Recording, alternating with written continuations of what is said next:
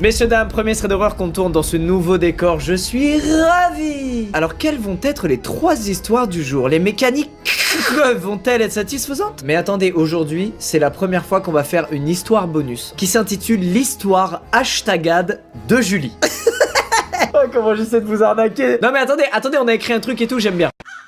Pas mal, merci Julie, on passe à la première vraie histoire. Et attendez, avant qu'on commence, j'ai vu qu'il y a plein de gens qui regardent les threads d'horreur en couple, qui prennent ça comme un prétexte pour se coller à leur amoureux ou amoureuse. Collez-vous, prenez-vous dans les bras, que de l'amour, ça me fait plaisir. On commence tout de suite avec la première histoire qui est celle de Alix. L'histoire se passe quand Alix avait encore 14 ans. Faut savoir qu'Alix est l'aîné de la famille et donc comme tous les aînés parmi vous, vous le savez, on vous a déjà demandé de garder le petit frère ou la petite sœur. Et ben à l'époque, Alix, on lui a demandé de garder ses 3 petits cousins. Ça fait beaucoup de responsabilités pour un ado de 14 ans. Sa tante et son oncle lui demandent de faire la babysitter parce qu'ils se rendent à un mariage. Ils vont donc passer la journée à plus d'1 heure de la maison et rentrer très tard. Mais alors où est donc cette maison? Elle est en Pennsylvanie, c'est une grande maison familiale qui est sur un flanc de montagne, au milieu de rien, vraiment de rien. Et la route principale la plus proche, donc une route assez fréquemment empruntée, est à 1 km de la maison. Bon, en gros, vous l'aurez compris, on parle vraiment d'une maison bien isolée. Tu te retrouves pas proche de cette maison accidentellement, c'est pas possible. Bref, avant de partir, sa tante et son oncle lui laissent de l'argent pour commander des pizzas. Ils lui laissent aussi leur numéro de téléphone portable à côté de la ligne fixe du téléphone de la maison. Parce que oui, ça se passe au début des années 2000, donc Alix n'a absolument pas de portable et elle dit que même si elle en avait eu un, vu l'endroit où est la maison, elle aurait probablement pas eu de réseau du tout. Bref, il est 20 h, le bébé de 1 an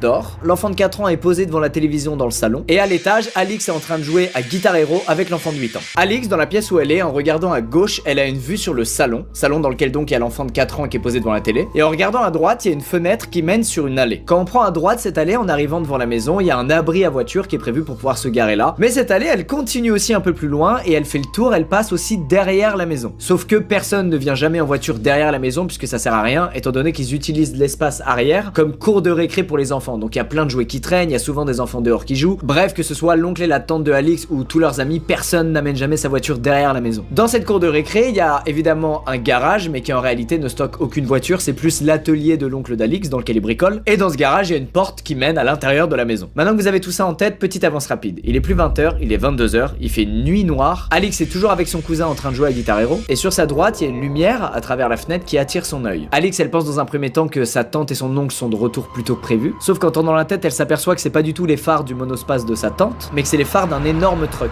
Elle a donc jamais vu ce véhicule et en plus de ça, elle comprend que le véhicule n'est pas en train de se garer sous l'abri à voiture qui est devant la maison, mais il est en train de continuer son chemin dans l'allée pour arriver derrière la maison. Elle en déduit donc immédiatement que cette personne n'est pas une habituée des lieux et qu'elle est jamais venue ici. Alix descend dans le salon et elle prend immédiatement le téléphone de la ligne fixe pour appeler le 911, la police. Elle a même pas le temps d'avoir un opérateur au téléphone qu'elle entend la porte du garage être secouée violemment. Elle comprend donc vite la situation. Un inconnu essaie d'entrer dans la maison, dans laquelle il y a juste elle et ses 3 petits cousins dont elle doit s'occuper. Et là, soulagement pour Alix, elle a enfin un opérateur au téléphone. Opérateur qui va rapidement lui expliquer qu'il y aura personne sur place avant 30 minutes puisque la maison est complètement perdue au milieu d'une montagne. L'opératrice lui dit qu'elle va la garder en ligne pendant ce temps et elle lui demande aussi le numéro de sa tante pour la prévenir, pour qu'elle rentre plus tôt que prévu du mariage. Alix se retourne pour prendre le papier que sa tante lui a laissé, papier sur lequel il y a le numéro de téléphone de sa tante, et en se retournant, elle voit à travers une fenêtre un homme.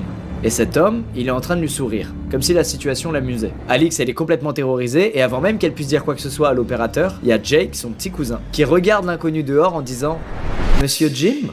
Jake, il dit ça d'une voix confuse, comme s'il était ni content ni soulagé de voir Monsieur Jim. Et en voyant la réaction bizarre de Jake, Alix, elle regarde l'inconnu et elle lui explique qu'elle est au téléphone avec la police et qu'ils sont déjà en route. L'inconnu regarde Alix droit dans les yeux, il fronce les sourcils et il prend quelques secondes à lui, comme pour réfléchir de ce qu'il allait faire. Et finalement, il recule et il disparaît dans l'obscurité. Quelques minutes plus tard, Alix voit les phares du camion se rallumer et elle le voit partir et descendre l'allée. En rentrant, l'oncle d'Alix était apparemment furieux contre ce monsieur Jim. Et la tante d'Alix, elle, semblait très en colère contre l'oncle d'Alix de pas avoir déjà réglé ses histoires avec monsieur Jim comme elle le lui avait déjà demandé. En fait, Alix, elle le savait pas à l'époque, elle a compris beaucoup plus tard, mais son oncle, il avait un problème d'addiction à une drogue, et ce monsieur Jim, c'était le dealer de son oncle. Et ce dealer, il avait apparemment pas été payé depuis un petit moment. Et il était donc venu pour foutre le bordel et faire pression sur monsieur Jim pour qu'il le paye. Sauf que c'est pas sur monsieur Jim qu'il est tombé, c'est sur Alix, 14 ans, qui s'occupe de 3 enfants, seul dans une maison isolée. Et en plus, ce dealer apparemment prenait du plaisir à terroriser une enfant. C'est terrible, j'aurais jamais assumé. Bilan de cette histoire, avant de faire du babysitting et de garder vos petits cousins, soyez au courant des histoires de vos oncles et tantes, hein. Voilà, un mec qui vient toquer pour embrouiller l'oncle, sauf qu'il tombe sur toi, voilà, c'est vite arrivé. Il est maintenant temps de passer à la deuxième histoire, celle de Coralie, qui n'a rien à voir. C'est une histoire qui s'est passée en 2017 quand Coralie avait 19 ans. À l'époque, elle vit dans l'une des nombreuses banlieues résidentielles de sa ville. Elle explique qu'à l'époque, elle est un peu naïve, elle considère qu'elle vit dans un endroit qui est hyper safe, qu'il est jamais rien arrivé de mal dans sa résidence, etc. Et du coup, elle fait des trucs qu'elle se permettrait plus de faire aujourd'hui. Alors c'est pas du tout des trucs de ouf, hein, c'est juste sortir ou rentrer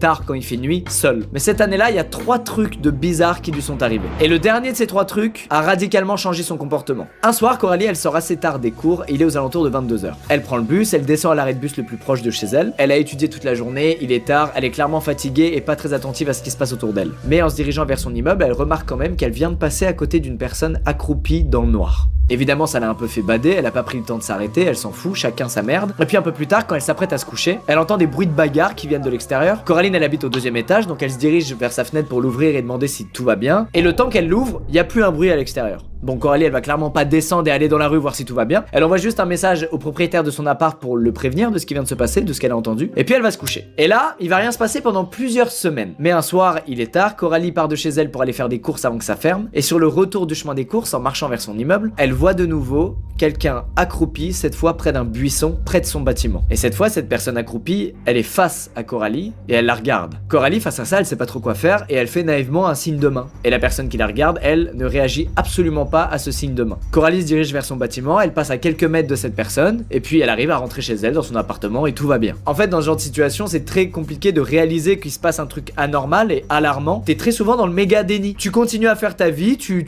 fais comme si ça existait pas et là, c'est exactement ce que Coralie, elle fait. Elle envoie donc une nouvelle fois un message à son propriétaire pour lui dire hey, au fait, j'ai revu la personne que j'ai vue il y a 4 semaines qui était immobile accroupie. Et son propriétaire lui répond qu'il a reçu plusieurs messages d'autres locataires qui lui ont signalé la même chose. À partir de là, 3 mois passent sans qu'elle retombe sur cette personne. Jusqu'au 3e incident qui, cette fois, n'a pas laissé Coralie indifférente. Ce soir-là, Coralie, elle est chez elle avec son mec et ils viennent de s'embrouiller. Son mec est saoulé, il décide de rentrer chez lui et Coralie se voit mal le laisser rentrer chez lui seul. Comme il habite pas très loin, elle décide de le raccompagner chez lui à pied. Et sur le chemin du retour, quand Coralie est seule, elle tombe une nouvelle fois sur cette fameuse silhouette, qui est cette fois non pas accroupie dans un buisson, mais debout, sous le réverbère, au milieu de la route. Sauf que là, Coralie, pour rentrer chez elle, elle doit vraiment passer à côté de lui, et elle le sent pas du tout. Du coup, elle s'est cachée derrière un arbre, en attendant qu'il dégage. Et là, les minutes passent, mais le mec ne bouge pas. Il reste là, debout, au milieu de la route, à regarder au loin. Elle arrive pas du tout à comprendre ce qu'il veut, parce que c'est incompréhensible, quelqu'un qui est immobile, au milieu d'une route sous un lampadaire, enfin, qu'est-ce qu'il fout, quoi? Sauf qu'après 30 minutes à attendre derrière l'arbre, Coralie, elle a envie de rentrer chez elle, et donc elle se dit, bon, franchement, j'abuse,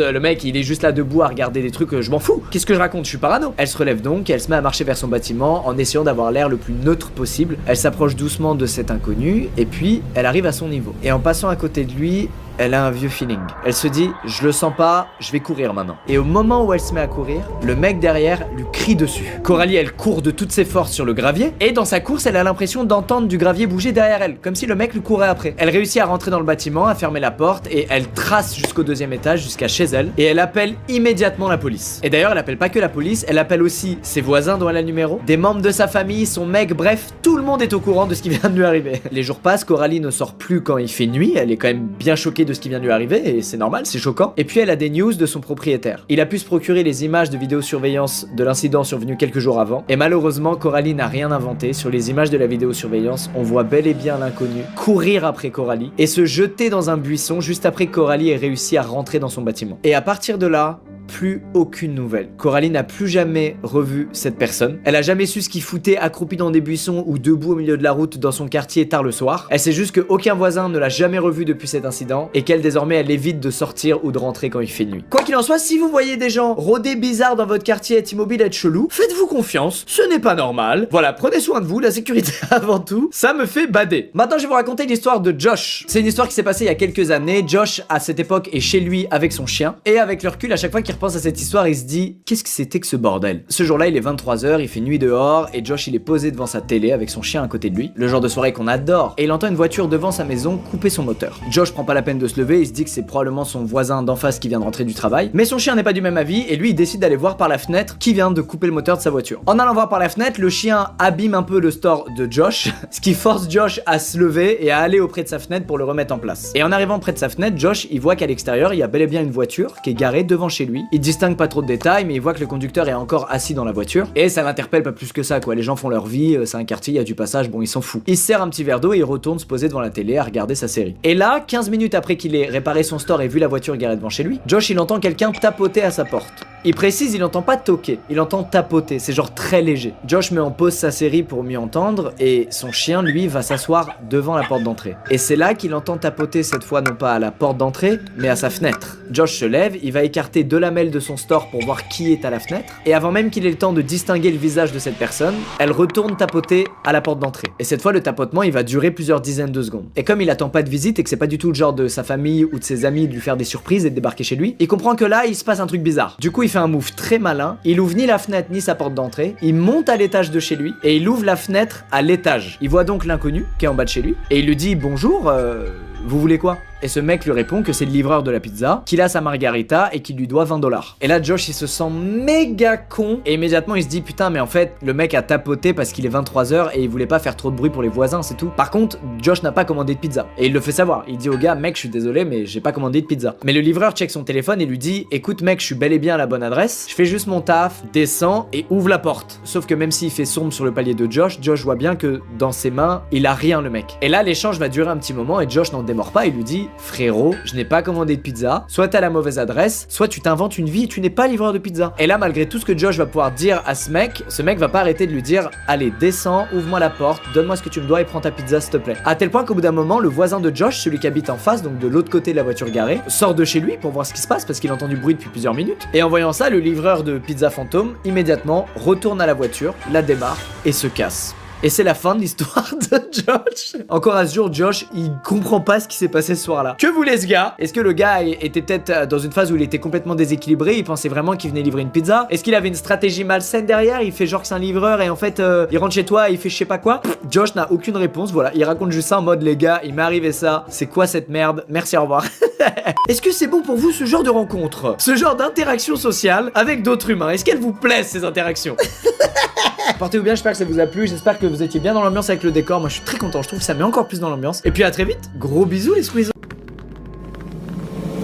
Hop là, ça fait un mois qu'on n'a pas vu le décor. 3 histoires d'horreur aujourd'hui, j'ai la voix un petit peu granuleuse. Est-ce un problème? On va devoir faire avec, cette question n'a aucun intérêt. J'avais adoré les 3 histoires de la dernière fois parce que les personnes qui étaient menaçantes, on en apprenait plus sur elles à la fin de l'histoire. On savait qui elles étaient, pourquoi elles étaient là, etc. C'était vraiment chouette. Et devinez quoi, aujourd'hui ce sera aussi le cas. Elles sont vraiment pas mal, rassurez-vous, tout le monde va bien. Comme d'habitude, je me permettrai pas de raconter une histoire où la personne finit mal à la fin. Mais encore une fois, elles ont été confrontées à des personnes dont on n'aimerait pas croiser le chemin. Pop. Juste avant de passer aux 3 histoires, vous le savez, des fois je vous fais des petites recommandations de films ou de séries d'horreur. Et ben aujourd'hui, je pèse dans le game puisque c'est ma première recommandation sponsorisée. Hashtag ad. Je vais vous parler de la série Zem, une série d'horreur dispo sur Prime Video. L'histoire de Zem se passe en 1953 pendant la grande migration afro-américaine. On parle d'un mouvement qui a conduit 6 millions d'afro-américains du sud des États-Unis vers le Midwest, le nord-est et l'ouest du pays. Pourquoi? Parce qu'ils fuyaient le racisme du sud des États-Unis en espérant trouver du travail dans les grandes villes industrielles. La série me enseigne une famille, les Emery, une famille qui cache quelques secrets, mais je vais pas vous spoil. Ils quittent la Caroline du Nord pour rejoindre un quartier résidentiel entièrement blanc de Los Angeles. Vous savez, les quartiers typiquement américains là, avec les petites maisons alignées, leurs jardins où tout a l'air parfait. Non, tout se passe bien pendant à peu près 16 secondes, à l'issue desquelles on comprend rapidement que tout le quartier est en fait une énorme bande de harceleurs racistes. En plus de ça, comme si ça suffisait pas, on comprend rapidement que la maison des Emery est un peu habitée par des présences maléfiques. Par exemple, ce mec où clairement en soirée tu lui parles pas trop quoi. Et attention, on comprend assez vite que sous leurs airs de famille parfaite, les Emery ont vécu un énorme drame. C'est la mère de la famille qui est à l'origine du déménagement parce qu'elle a vécu quelque chose d'extrêmement traumatisant quand ils habitaient en Caroline du Nord. Et no spoil, mais la scène est ignoble. Alors est-ce qu'ils vont réussir à vaincre leurs démons et les connards de racistes qui les entourent? Vous le saurez en regardant la série, disponible dès maintenant sur Prime Video. C'est la fin de cette recommandation hashtag Adesque. Passons aux 3 histoires d'horreur. C'est parti, on commence avec la première histoire, celle d'Isaac. À l'époque, il est en coloc avec un mec plus vieux que lui qui s'appelle François et qui est policier. Dans la coloc, Isaac dort dans le canapé lit du salon et François lui dort dans la seule chambre de l'appartement. François bosse la journée ou le soir, Isaac bosse de chez lui et tout va bien. Mais Isaac, il a des petits problèmes de sommeil. Et ce soir-là, il tape l'insomnie de sa vie, c'est-à-dire qu'il dort 0 minutes. Une insomnie relou où d'un coup tu regardes à travers la fenêtre et il fait jour et tu te dis putain, j'ai une journée de taf, j'ai dormi 0 minutes, comment je vais faire? Il part de son appartement pour aller acheter une boisson énergisante. En rentrant chez lui, prêt à boire sa merveilleuse boisson énergisante, n'est-ce pas? Il voit que la porte de la chambre de son coloc est toujours fermée. Et c'est bizarre parce que François est policier et devrait déjà être parti au travail à cette heure-là. Isaac en tire une conclusion évidente, François est malade, il a dû se réveiller dans le mal avec une nausée ou je sais pas quoi, appeler le travail pour les prévenir et il s'est rendormi, bref des trucs qui arrivent. Et en ouvrant la porte, il découvre que les volets de la la chambre sont fermées et que François est bel et bien allongé dans son lit, le front qui dépasse de la couette. Isaac retourne dans le salon, il sort son PC et il se met à bosser. Il est maintenant 14h et François est toujours pas sorti de sa chambre depuis ce matin, donc il a l'air d'être vraiment très malade. Le temps passe et Isaac il est de plus en plus fatigué parce que je vous rappelle qu'il a pas dormi de la nuit et donc il décide de faire une petite sieste parce qu'il arrive plus à bosser à cause de la fatigue. Il se réveille aux alentours de 16h, il regarde en direction de la chambre de François et la porte est toujours fermée. Le temps passe, les heures passent, il est maintenant 22h. Isaac est complètement KO à cause de la nuit blanche qui vient de passer et il décide d'aller prendre des news de François. Mais au moment où il se lève du canapé pour aller vers la chambre, quelqu'un frappe à la porte d'entrée. Isaac s'approche de la porte et arrivé devant la porte, il entend quelqu'un mettre des clés dans la serrure. Isaac il est figé devant la porte, il comprend pas. Il se dit mais attends, qui est en train de rentrer dans l'appart là? La serrure se déverrouille et Isaac se retrouve face à François. Là évidemment gros blanc, François regarde Isaac en lui disant bah qu'est-ce que t'as frérot? Ça va? Ça fait 2 jours. Là Isaac réalise un truc très relou. Il y a 2 jours, François lui avait dit qu'il allait partir en week-end avec des amis. Sauf que c'est très rare que François prenne des vacances et Isaac il a oublié cette info. Il prend François par le bras, il se précipite hors de l'appart et il lui dit mec, qui est dans ton lit? François il prend très au sérieux l'histoire et malgré le fait qu'il ait pas son arme de service, il fonce dans l'appart. Isaac lui il reste sur le palier, il a du mal à réaliser ce qui se passe mais quand même il prend son téléphone et il appelle la police. La police lui explique qu'ils arrivent dans 10 minutes et lui demande de rester sur le palier avec François, maintenant que de toute façon ils sont hors de danger puisqu'ils ont enfermé l'inconnu dans leur appart. Mais cette instruction elle arrive un peu tard puisque François il est déjà dans l'appart à ce moment là. Du coup après avoir raccroché, Isaac il se dit est-ce que François va bien? Ou est-ce qu'il est en train de se frapper avec le mec du lit? Qu'est-ce qui se passe là-bas? Il rentre dans l'appartement, il va dans la chambre et là il découvre François qui vient d'assommer le mec qui dort avec la canette de boisson énergisante achetée le matin même par Isaac suite à son insomnie. Il a le visage creusé, des cernes énormes, il fait crade, bref c'est un mec pas beau à voir et c'est surtout un mec que ni François ni Isaac ne connaissent. La police arrive donc sur les lieux, elle rentre dans la chambre, elle tombe sur le mec assommé par une canette par François qui leur explique bon voilà il dort dans mon lit, je sais pas qui c'est, paf la canette quoi sur la tête. Ils lui mettent les menottes, ils l'embarquent, tout le monde va bien, y a pas de combat ou quoi, le gars a été assommé hein. Et ben écoutez c'était un mec activement recherché par la police pour vol et agression sexuelle. En fait il est rentré dans l'appart quand Isaac est allé acheter sa canette de boisson énergisante. Comme il pensait que François était dans l'appart, il a pas fermé à clé derrière lui et c'est à ce moment là que l'inconnu est venu et s'est immiscé dans le lit de François. Du coup si vous allez acheter une canette de boisson énergisante, peut-être vérifier la chambre du coloc avant, un petit coup d'œil. Ça me fait penser à un truc cette histoire, c'est que quand j'étais plus jeune, mon beau-père il fermait tout le temps à clé chez nous la journée. Et ça me saoulait de fou parce que moi je faisais plein de va-et-vient dehors pour voir des potes, des trucs et je lui disais mais pourquoi tu fermes? Et il me disait écoute Lucas, on sait jamais. Tu verras quand tu raconteras plein d'histoires flippantes là sur YouTube dans 10-15 ans, tu verras que j'avais raison. Et ben écoute Jean-François, tu avais raison.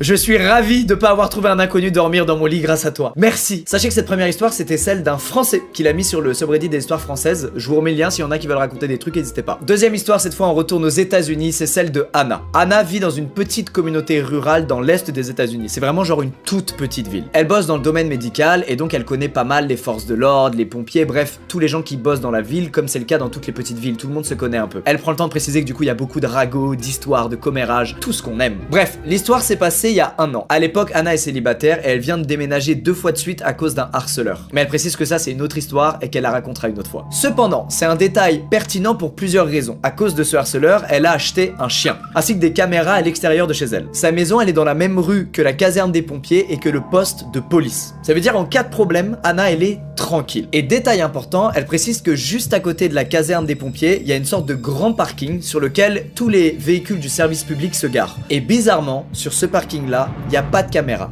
Et ça va être un problème. Ce soir-là, c'est la fête nationale. Donc le quartier, il organise tout un tas de petits événements. Anna sort son chien, elle vit un moment paisible puisque comme tout le monde est à des fêtes ou chez des voisins, bah y a personne dehors, y a aucun bruit. Mais elle voit au loin en contrebas un gros pick-up blanc traverser la rue. Ça l'affole pas plus que ça jusqu'à ce qu'elle le voit faire le même chemin en sens inverse 20 secondes plus tard. Et cette fois, il se gare sur le parking des véhicules du service public. Sauf que ce pick-up blanc, c'est clairement pas un véhicule des services publics. Anna, elle précise que c'est plutôt commun que des gens viennent, généralement la nuit, se garer sur ce fameux parking et décharger des trucs et les mettre dans les camions poubelles, la plupart du temps parce que ces gens ne veulent pas aller jusqu'à la décharge qui est beaucoup plus loin. Elle a donc déjà vu ça plusieurs fois, sauf que généralement les gens qui font ça, ce qui sortent de leur véhicule c'est des encombrants, genre des meubles cassés, des chaises de bureau cassées, des trucs gros et chiants. Ce soir-là, ce que le chauffeur récupère à l'arrière de son véhicule, c'est 3 grands sacs poubelles noirs et il les jette un par un dans la trémie du camion poubelle. Il remonte dans son pick-up et il part. Anna, elle a un feeling chelou. Elle se dit mais attends, pourquoi venir illégalement mettre des ordures dans un camion poubelle garé si ce que tu y mets ce sont de simples sacs poubelles que tu pourrais mettre dans n'importe quelle poubelle dans la rue. C'est bizarre, c'est pas commun. Du coup ce soir-là, pour la première fois, elle appelle la police. Quelques minutes plus tard, un officier arrive, elle le rejoint et elle lui explique précisément ce qu'elle a vu, pourquoi elle trouve ça suspect et dans quel camion poubelle l'homme a déposé les sacs poubelles. L'agent se dirige vers le camion poubelle, en arrivant, il prend quelques photos des sacs et puis il met des gants et il demande à Anna de rester en retrait. Le sac s'ouvre, l'agent regarde ce qu'il contient et il devient tout blanc. Il fait 3 pas en arrière et il dit « Merde, il y a un corps découpé dans le sac ». Anna, elle est méga choquée, et là évidemment, quand des policiers tombent sur un cadavre découpé dans les sacs poubelles, c'est pas genre ah bah on remet à demain, on va enquêter, merci, non. Le policier il appelle le shérif il débarque en 5 minutes, il y a des policiers qui arrivent toutes les 5 minutes de partout jusqu'à un moment donné où l'un des policiers raccompagne Anna chez elle en lui disant bon bah merci de nous avoir appelés, désolé à vous d'avoir entrevu ça, et on vous tient au courant, allez ciao. Anna, cette belle gosse, elle a quand même pris soin de faire une copie de toutes les images des caméras de surveillance qu'il y a autour de sa maison, caméras sur lesquelles on voit en contrebas le parking et donc le pick-up, et on entrevoit un peu le chauffeur descendre du pick-up. Elle leur envoie tout ça et puis elle a pas de news pendant un moment et elle est un peu en bas parce qu'elle se dit attends, il y a un mec qui vient de déposer un cadavre découpé juste en bas de chez moi, c'est chaud. Et puis quelques jours plus tard, le shérif l'appelle pour lui donner des news et essayer de la rassurer et il lui explique que l'enquête est toujours en cours mais que ce serait apparemment lié à un règlement de compte au sein de la mafia locale. Mafia dont Anna ignorait totalement l'existence. Elle explique que ça l'a quand même vachement fait bader et que depuis elle a décidé de redéménager dans une zone cette fois-ci un peu moins reculée et qui ne donne pas sur des zones désaffectées dans lesquelles apparemment des gens déposent des cadavres. Est-ce que c'est bon pour vous? En vrai, Anna, championne. Franchement, elle a eu du flair, elle a vu ce truc-là. Elle en avait déjà vu plein déposer des trucs, mais là, elle s'est dit, c'est pas normal. Cadavre! Allez hop, j'en rigole, mais c'est horrible, mec. Messieurs, dames, c'est l'heure de la 3e histoire, celle de Maud. À l'époque, Maud a 18 ans et elle travaille à la réception de sa résidence universitaire. Petit bémol, l'ensemble du bâtiment fonctionne avec un système de clés magnétiques, sauf que le système est obsolète. Pourquoi c'est obsolète? Parce que du coup, quand les piles sont mortes, bah, tu peux plus ouvrir la porte avec les clés magnétiques et il y a tout un processus assez long pour remplacer les piles et reprogrammer la porte. Bref, un soir vers 1h du mat, un mec aux cheveux longs se rend à la réception depuis l'intérieur de l'hôtel. Il arrive face à Maud et il lui explique qu'il a oublié sa clé dans la chambre et il lui demande de lui en refaire une. Elle lui refait donc une carte, elle lui donne et il remonte dans sa chambre. 2 heures plus tard, vers 3h du mat, l'étudiant revient à la réception et explique à Maud qu'il n'arrive pas à accéder à sa chambre d'hôtel. Maud lui demande s'il a reperdu sa clé et il lui dit non, je l'ai mais la porte ne s'ouvre pas. Du coup Maud dans sa tête ça fait Eureka, les piles sont mortes, fait chier. Elle explique donc à cet étudiant qu'elle va devoir remonter avec lui et l'échanger et qu'il y en a pour un petit moment. L'étudiant lui dit ok, pas de souci, il lui demande son nom et il lui donne pas le sien en retour. Et c'est con mais généralement quand tu demandes son prénom à quelqu'un, c'est pour donner le tien juste après ou vice versa. Et Maud, ça la gêne, elle se dit bizarre. Elle arrive devant la chambre de l'étudiant, elle ouvre la porte avec une clé, donc manuellement, un truc qui marche sans le système de pile à la con. Elle rentre dans la chambre et puis elle se met à accéder au panneau de contrôle et à faire ce qu'il faut. Et elle demande à l'étudiant de laisser la porte ouverte. Et l'étudiant lui dit non. C'est bizarre, mais Maud, ça l'inquiète pas vraiment à ce moment-là, puisqu'elle a déjà changé pas mal de fois les piles du putain de panneau de contrôle. Et généralement, les étudiants, ils aiment pas trop laisser grande ouverte la porte de leur chambre, parce qu'ils ont peur que les autres voient ce qu'il y a dans leur chambre, etc. Bref. Et puis l'étudiant la regarde au loin et lui dit « J'ai un blême avec mon lit aussi, il est cassé. Est-ce que tu peux le réparer, s'il te plaît ?» Maud lui dit bah attends, je finis déjà le truc de la porte et après on voit pour ton lit. Et là cet étudiant lui explique qu'apparemment il y aurait une fuite sous le frigo, qu'il faudrait qu'elle aille voir ça aussi. Et il arrête pas de lui lancer plein de problèmes aléatoires et à chaque fois dans tous ces blèmes la résolution c'est Maud qui devrait s'allonger par terre pour accéder au truc. À un moment donné l'étudiant lui propose qu'elle enlève ses lunettes. Ce qui est une proposition étrange. Soyons honnêtes, on a rarement dit à des gens t'es chaud pour retirer tes lunettes frérot? Maud lui répond et lui dit non, j'ai besoin de mes lunettes pour voir, vraiment si je les ai pas je vois que dalle. Et c'est là que l'étudiant change complètement de ton. De manière beaucoup plus calme et beaucoup plus flippante, il lui dit Maud, c'est bon, tu peux les enlever. Elle reste calme et elle lui dit écoute non merci, je dois les garder. Elle explique que même si le mec lui faisait grave peur, à ce moment-là elle veut pas risquer de le contrarier, elle veut pas provoquer une réaction quelconque, elle veut juste être lisse et s'enfuir le plus vite possible de ce truc. Peu de temps après, elle ouvre la porte de la chambre pour accéder au kit de réparation de la porte qui se trouve dans le couloir. Et quand elle fait ça, l'étudiant saute sur la porte et la ferme. Et il dit à Anna je veux que cette porte reste fermée.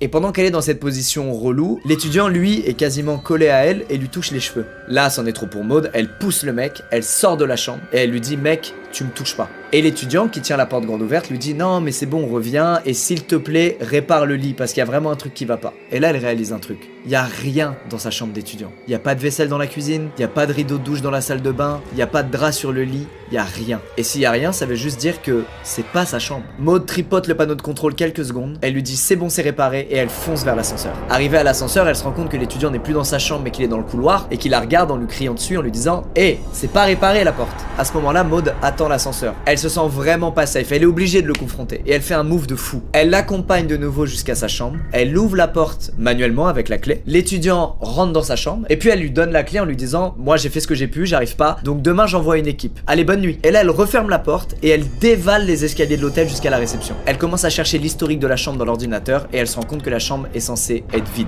Il n'y a pas d'étudiants actuellement dans cette chambre. Maud elle appelle donc directement la sécu en leur disant les gars j'ai un blême, venez vite. Et à peine elle raccroche, qui se pointe? Le soi-disant étudiant. Et là le mec fait un truc trop bizarre. Il déchire le coin d'un morceau de papier qu'il y avait sur le bureau. Et dessus il dessine une fleur. Pourquoi? Face à ça, elle est pas touchée. Elle est tétanisée, Maud. Et en levant les yeux, ouf, les mecs de la sécurité sont là. Et là s'entame une longue discussion trop bizarre où il dit aux agents de sécu qui vit là, que c'est sa chambre d'étudiant. Les agents de sécu le regardent et lui disent mais frérot, tu n'es pas étudiant et ce n'est pas ta chambre. À l'issue de cette longue discussion lunaire où le mec est clairement en train de mytho, les agents de sécurité le dégagent de l'hôtel, mais personne n'appelle pour autant la police puisqu'il a rien fait de condamnable ou d'illégal aux yeux de la loi. Il a menacé personne, il a agressé personne, c'est juste un mec qui a voulu squatter un lieu qui n'est pas le sien. Mais l'un des agents de sécurité va quand même faire un rapport à la police au cas où. Et qu'est-ce qu'il a bien fait? Quelques semaines plus tard, Maud elle apprend en fait que le mec qui était là, c'est un mec qui s'était déjà fait arrêter par la police pour falsification de papier d'identité parce qu'il avait déjà tenté de se faire passer pour un étudiant dans des campus universitaires. En gros son truc c'est de squatter un logement étudiant et de se faire passer pour un étudiant et de devenir pote avec les étudiants. Ça fait beaucoup de fois le mot étudiant et ses motivations c'était déjà le prix des logements étudiants qui est beaucoup moins cher que des logements pas étudiants et surtout se rapprocher des étudiants. Messieurs, dames, c'est la fin de ce thread d'horreur. J'espère qu'il vous a plu. Pendant pas mal de temps, je me disais putain, ça doit être trop cool cette expérience de campus universitaire où tout le monde est dans sa chambre, il y a que des jeunes qui sont là pour étudier et kiffer. Ah, trop bien. Bah, je veux plus. Voilà, vous m'entendez? Je ne veux plus. Bref, je retourne lire plein d'histoires pour vous en raconter quelques-unes plus tard. Encore une fois, bonnes vacances, plein de bonnes choses, gros bisous. C'est ciao. Oh. Ça fait longtemps on dirait. Pas tant que ça en fait, juste vous êtes addict. Les gars, la petite tâche qui intervient 10 secondes avant de tourner, bah on l'assume. Je suis un gros porc, ok? Vous connaissez le format, 3 histoires d'horreur vraies, mais qui finissent bien, rassurez-vous. Vous êtes pas là pour qu'on discute vous et moi, vous êtes là pour que je vous raconte ces histoires. Alors c'est parti. La première histoire, celle de Anne et de sa copine Nadia, se passe en 2007. Ça remonte à il y a pas mal d'années et à cette époque-là, Anne vient d'avoir 15 ans. Elle vit seule avec sa maman dans une maison située dans un quartier plutôt tranquille. Mais la mère de Anne est toujours très vigilante et connaît un petit peu les dangers du monde qui nous entoure. Et comme elle doit partir en déplacement professionnel pour plusieurs jours, elle demande à sa fille Anne de dormir chez sa copine Nadia jusqu'à son retour, sachant que sa copine Nadia habite dans la maison juste en face de la sienne, donc c'est très proche. Et d'ailleurs Anne elle a un peu le seum quand sa mère elle lui dit d'aller dormir chez une copine à elle parce qu'elle a l'impression que sa mère lui fait pas confiance ou qu'elle est pas assez grande pour rester chez elle seule alors qu'elle a quand même 15 ans. Ah, les petits complexes d'adolescent, tu connais. Mais très bon flair la mère de Anne, très bon flair. Bref, on est le dernier jour du séjour de Anne chez sa copine Nadia. Il est environ 23h, tout se passe bien, les parents de Nadia leur ont commandé des pizzas et un peu plus tard, aux alentours de 22h30, les parents de Nadia décident d'aller chez des amis à eux qui habitent vraiment pas loin, à environ 10 minutes de route. Et donc Anne et Nadia se retrouvent seules pendant environ 1 heure dans la maison. Elles décident alors d'aller dans la chambre de Nadia, de découvrir le nouveau téléphone à clapper qu'a eu Anne pour son anniversaire. Et ça, croyez-moi, c'était stylé d'en avoir un à l'époque. Et puis rapidement, elles commencent à s'ennuyer puisqu'elles ont saigné la PS3, elles ont saigné la découverte du téléphone à clapper. Et là, elles se font chier. Mais elles ont une idée un peu drôle. Elles savent qu'il est trop tard pour qu'elles appellent un de leurs amis, mais elles savent aussi que la maman de Anne rentre le lendemain matin. Et que le premier truc qu'elle va faire en rentrant, c'est d'écouter la messagerie de leur téléphone fixe. Ah, 2007, hein, c'est notre époque. Elles se mettent d'accord et leur plan, c'est de laisser un message vocal débile que la maman de Anne découvrirait en rentrant. Ça me fait un peu rire. Je trouve l'idée pas si nulle. Elles appellent donc le numéro du téléphone fixe de la maison de Anne. Normalement, il faut qu'il y ait 5 sonneries avant de pouvoir laisser un message. Sauf que là, au bout de 3 sonneries, il y a une voix qui dit bonsoir. Une voix que Anne décrit comme appartenant à un homme d'environ 60 ans qui aurait fumé 3 paquets de cigarettes par jour les 40 dernières années de sa vie. Anne et Nadia restent bouche bée, elles comprennent pas, elles s'attendaient à tout sauf à ça. Et puis la voix au bout du fil dit « Vous n'auriez pas dû appeler ». Avant de raccrocher. Anne et Nadia sont en panique. Nadia évidemment elle demande à Anne si elle sait qui était au bout du fil, si c'est peut-être le nouveau copain de sa maman, son frère, son oncle. Et puis elles ont évidemment le réflexe de vérifier si elles ont bien appelé le bon numéro de téléphone. Alors elles sortent l'annuaire, elles vérifient et non, c'est bien le numéro de fixe de Anne. Ce qui veut dire qu'il y a bien en ce moment même, à 23h passées, un homme dans la maison de Anne et qu'elle n'a aucune idée de qui ça peut être. Rassurez-vous, elles vont prendre la bonne décision, elles vont appeler immédiatement les parents de Nadia pour les prévenir, tout en courant partout dans la maison maison à vérifier que toutes les portes sont bien verrouillées. Après 15 longues minutes d'attente, les parents de Nadia sont de retour et 20 minutes plus tard, c'est la police qui arrive à son tour dans la maison de Nadia. Elles expliquent aux policiers ce qui vient de se passer et les policiers décident évidemment d'aller enquêter dans la maison de Anne. Et en arrivant devant la maison, surprise, la porte d'entrée est grande ouverte et il n'y a aucun signe d'effraction. Évidemment, ce soir-là, la mère de Anne est rentrée en précipitation et les policiers ont eu beau chercher dans tout le quartier, dans le jardin, autour de la maison, dans la maison, ils n'ont rien trouvé. L'affaire a donc été classée sans suite et Anne et sa maman, malgré leurs faibles moyens financiers à l'époque, ont déménagé rapidement après cette histoire parce que Anne n'arrivait plus à dormir la nuit tellement ça la marquait. Alors l'histoire pourrait s'arrêter là. Sauf que Anne, elle a des souvenirs d'un truc qui s'est passé ce jour-là à l'époque, dont elle n'a jamais parlé, ni à sa mère, ni aux policiers, ni à Nadia, sa copine. En fait, à l'époque, ce jour-là, dans l'après-midi, Anne, elle est partie de chez Nadia pour aller chez elle chercher un cahier de dessin qu'elle voulait montrer à Nadia. Elle arrive chez elle, la porte était verrouillée, elle a des verrouilles, elle rentre, et là, mauvais feeling. Il y a aucun signe d'effraction, aucun bruit, aucun objet qui n'est pas à sa place habituelle, mais elle a un mauvais feeling. Et elle a tellement un mauvais feeling qu'elle va pas dans sa chambre, elle préfère faire demi-tour et elle part de chez elle, directement. Elle saurait pas expliquer pourquoi elle a fait ça ce jour-là, mais elle a vraiment pris peur de fou, et à tel point qu'en arrivant chez Nadia, elle avait honte de ce qu'elle venait de faire. Elle a quand même 15 ans et elle se dit putain mais attends, je viens vraiment d'avoir peur parce que je suis seule chez moi, mais je suis qu'une merde. Sauf que non, son instinct avait totalement raison et il y avait très certainement ce mec qui était déjà dans la maison. Et c'est ça qui fait que cette histoire, elle l'a marquée, c'est qu'elle sait que ce jour-là, elle a failli être traumatisée bien plus fort en tombant sur un inconnu nez à nez seul chez elle, et elle est persuadée d'avoir bel et bien fermé la porte d'entrée à clé, et donc elle sait toujours pas comment ce mec a pu rentrer chez elle. Voilà, morale de l'histoire, ne fermez pas votre porte, ça ne sert à rien, les gens rentrent quand même.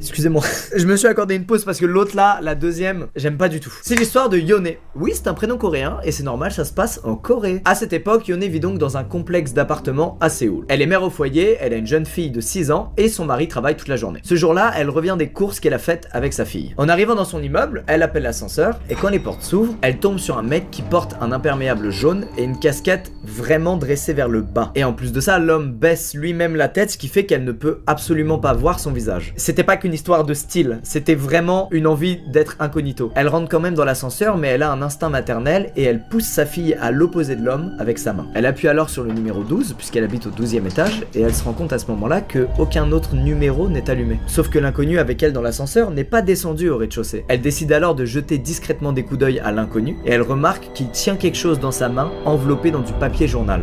Yone comprend qu'elle est très probablement dans une situation très dangereuse et elle a un réflexe incroyable, elle prend son portable et elle fait semblant d'appeler son mari en faisant croire qu'il est à la maison, donc au 12e étage dans l'appartement. Sauf qu'en réalité, il est pas du tout à l'appartement son mari, il est au travail. Elle dit quand même à haute voix qu'elle est dans l'ascenseur, qu'elle va pas tarder à arriver devant la porte d'entrée et elle lui demande, fictivement, de venir lui ouvrir la porte et de l'aider à rentrer les courses dans l'appartement. Elle fait semblant de raccrocher et quelques secondes plus tard, l'ascenseur arrive enfin au 12e étage. Elle attrape sa fille, elle descend de l'ascenseur et elle marche aussi vite qu'elle peut vers la porte de son appartement. Elle fait donc semblant d'attendre que son mari lui ouvre la porte et du coin de l'œil, elle voit l'inconnu s'arrêter, puis faire demi-tour et retourner vers l'ascenseur. Et elle commence à taper le code pour ouvrir sa porte d'entrée. Problème, quand elle appuie sur le premier chiffre, ça fait un bruit. Et ce bruit, l'inconnu l'entend. Aussitôt, il comprend que personne n'est là pour venir ouvrir à Yone, que depuis le début, elle a totalement feinté la pseudo-présence de son mari dans l'appartement. L'inconnu se retourne et se met à courir vers Yone.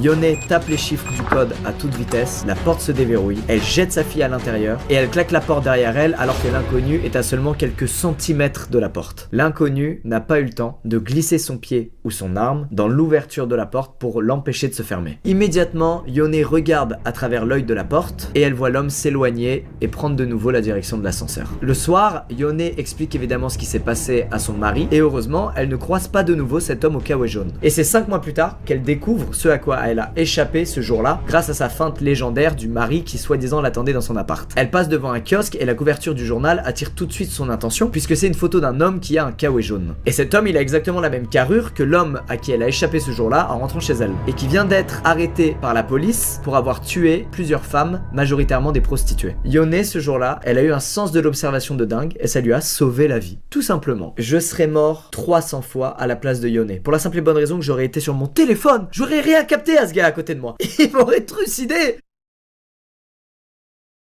Messieurs, dames, il est temps de passer à la troisième et dernière histoire. Je sais, ça passe vite et vous êtes triste, mais il y aura d'autres threads d'horreur, vous en faites pas. D'ailleurs, je viens de mettre à jour la playlist threads d'horreur. Si vous êtes en manque, vous en avez forcément raté 2 ou 3. Allez piocher là-dedans et devrez avoir votre bonheur. Bref, laissez-moi vous raconter l'histoire de Max et Thèse. Max et Thèse, ce sont deux filles qui ont la vingtaine et qui ont soif de road trip. Elles en font chaque année et cette année-là, elles ont décidé de partir de New York, de zigzaguer à travers tous les États-Unis et d'arriver 6 semaines plus tard à Los Angeles. Max et Thèse, elles sont jeunes, elles ont pas trop de moyens et pour économiser une tonne d'argent, elles vont pas louer un énorme camping-car, elles vont tout simplement utiliser la berline de la maman de Thèse, berline qui est assez grande et qu'elles vont aménager pour l'occasion, pour que chacun ait sa petite couchette. Cette année-là, Max et Thèse, elles ont dormi dans plein d'endroits différents. Des parkings, des campings gratuits, des aires de repos. Elles expliquent que tout se passait merveilleusement bien, elles se sont pas senties une seule seconde en danger jusqu'à la dernière semaine de leur voyage en Arizona. Cette nuit-là, c'est une nuit qui était pas très différente de toutes celles qu'elles ont traversées jusqu'à présent. La particularité, c'est que ce camping-là, la ville la plus proche, était assez loin. Mais bon, c'était le cas d'autres campings auxquels elles étaient déjà allées, donc ça les a pas plus fait flipper que ça. En arrivant sur les lieux, elles sont pas seules, il y a un camping-car qui est garé, et plus loin, il y a 2 voitures. Elles se garent assez proche du camping-car, et un homme en ouvre la porte. Thèse lui fait un signe de la main, elle est contente à l'idée de rencontrer de nouvelles personnes, sauf que l'homme reste immobile et la fixe. Elles comprennent tout de suite que c'est peut-être quelqu'un qui veut de l'intimité, et qu'elles ont peut-être pas été cool à se garer aussi proche du camping-car. Elles roulent alors un peu plus loin sur la route, et elles se garent sur un terrain plat, non loin des 2 autres voitures. Elles boivent quelques bières, elles prennent des photos, elles vivent leur meilleure vie de meilleurs potes, et Thèse remarque au loin qu'un peu plus bas dans cette zone de camping, il y a un feu de camp. À la recherche de nouvelles rencontres, elle décide d'y aller. Autour du feu de camp, il y a 2 hommes, et c'est donc les 2 propriétaires des voitures garées non loin de la voiture de Thèse et Max. Les 2 hommes ont l'air sympas, ils sont eux aussi en train de discuter, du coup Max et Thèse s'assoient et commencent à discuter avec eux. Au fil de la discussion, Max et Thèse comprennent que l'un des 2 est plutôt gêné. Et celui qui est gêné, et qui est d'ailleurs un peu plus vieux que l'autre, a l'air aussi d'avoir pris de la drogue. Mais il a pas l'air pour autant dangereux, au contraire, il a l'air très inoffensif et perché dans son monde. Du coup, elles vont essentiellement discuter avec le 2e homme. Et ce 2e homme, apparemment, c'est un ancien garde forestier. Il est décontracté, chill, bon mood, et pendant plusieurs heures, ils vont chacun échanger au sujet de leur voyage, de leur famille, de leur vision de la vie, etc. Et puis cet homme commence à parler de l'ours.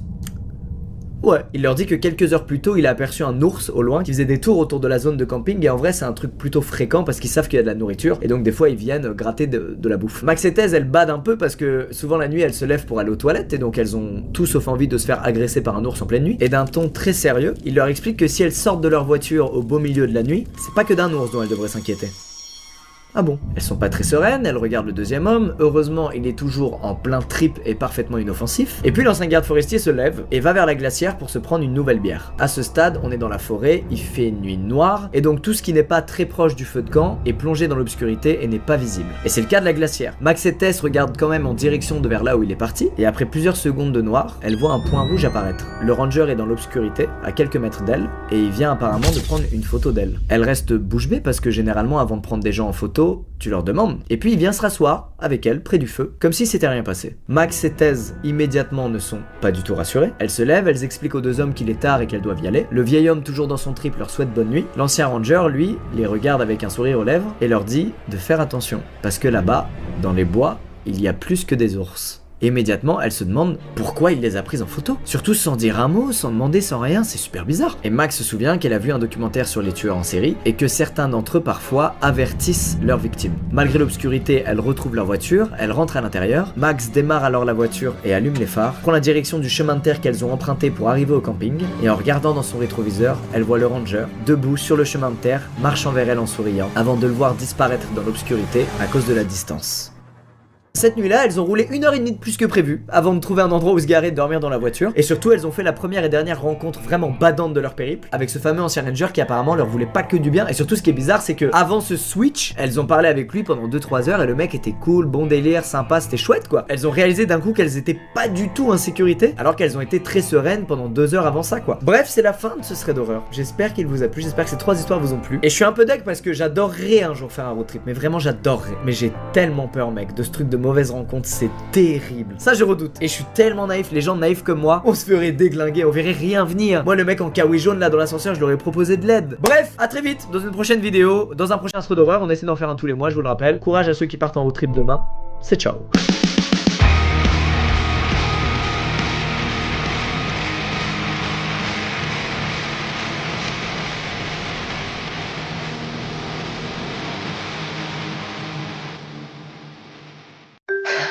Ah, attendez. Avant de passer sous ces fameuses lampes rouges, j'aimerais vous parler de ma boule à Z. C'est à cause de vous, c'est bon? C'est entièrement à cause de vous et des dons que vous avez fait aux The Event. J'ai tenu parole, j'ai tout perdu. Je n'ai même plus de blond et je n'ai plus de couverture pour ma calvitie. Faites chier quoi. Ça gagne du terrain. Bon, trêve de plaisanterie. Il est temps de passer à des histoires que vous adorez. Aujourd'hui, 2 autres histoires trouvées sur Let's Not Meet. Alors, je sais que vous êtes beaucoup à m'envoyer pas mal de liens de threads qui se passent sur Twitter. Le problème, c'est que vous êtes beaucoup à m'envoyer les mêmes threads pour la raison simple et évidente qu'en fait, ils ont déjà énormément tourné. Donc, du coup, j'ai pas fait une vidéo dessus alors qu'ils ont déjà tourné, que vous les avez déjà lus. Même si vous aimez bien quand c'est moi qui raconte et quand vous avez pas à lire et quand vous avez les petites images d'illustration. Mais voilà, je préfère vous raconter des histoires qui sont un peu scred, qui datent parfois même de plusieurs années, comme l'une de celles que je vais raconter aujourd'hui. Mais au moins, vous découvrez une histoire, vous êtes dedans et vous écoutez pas juste un mec raconter une histoire que vous avez déjà lu. Voilà, c'est un peu chiant ça quand même, on est d'accord. Alors aujourd'hui on est sur 2 histoires et pas 3, mais c'est 2 histoires plutôt longues qui utilisent la même mécanique. J'espère que vous allez pas passer la soirée seule, j'espère que vous avez des voisins autour de chez vous, j'espère que vous regardez pas ça en étant dans votre maison de campagne. Auquel cas, ça va être compliqué pour vous aujourd'hui.